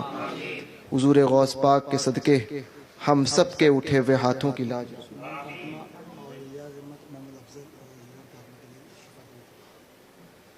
سنبل فاطمہ، اعجاز احمد، ارم اور محمد احمد، یہ حضرات بیمار ہیں غوث پاک کے صدقے میں، ان سب کو صحت، محمد افضل، ان سب کو صحت و تندرستی، شفائے کامل واجل دراز عمر بالخیر عطا فرما۔ الہی سرکار بغداد کے صدقے جن احباب نے اس مجلس کو سجانے میں جس طرح سے حصہ لیا ہے، دارین کی سعادتوں سے انہیں اور ان کے توسل سے ہم سب کو مالا مال فرما۔ خدایا بحق کے بنی فاطمہ کے برقول ایما کنم خاتمہ، اگر دعوت امرت کنی ور قبول، منو دستو دامان آل رسول، تیرے فضل و کرم سے دور ہو جائے پریشانی، الہی خیر گردانی بحق کے شاہ جیلانی۔ وصلی اللہ تبارک و تعالی علی خیر خلقہ و نور عرشی محمد وآلہ و اصحابہ اجمعین برحمتک یا ارحم۔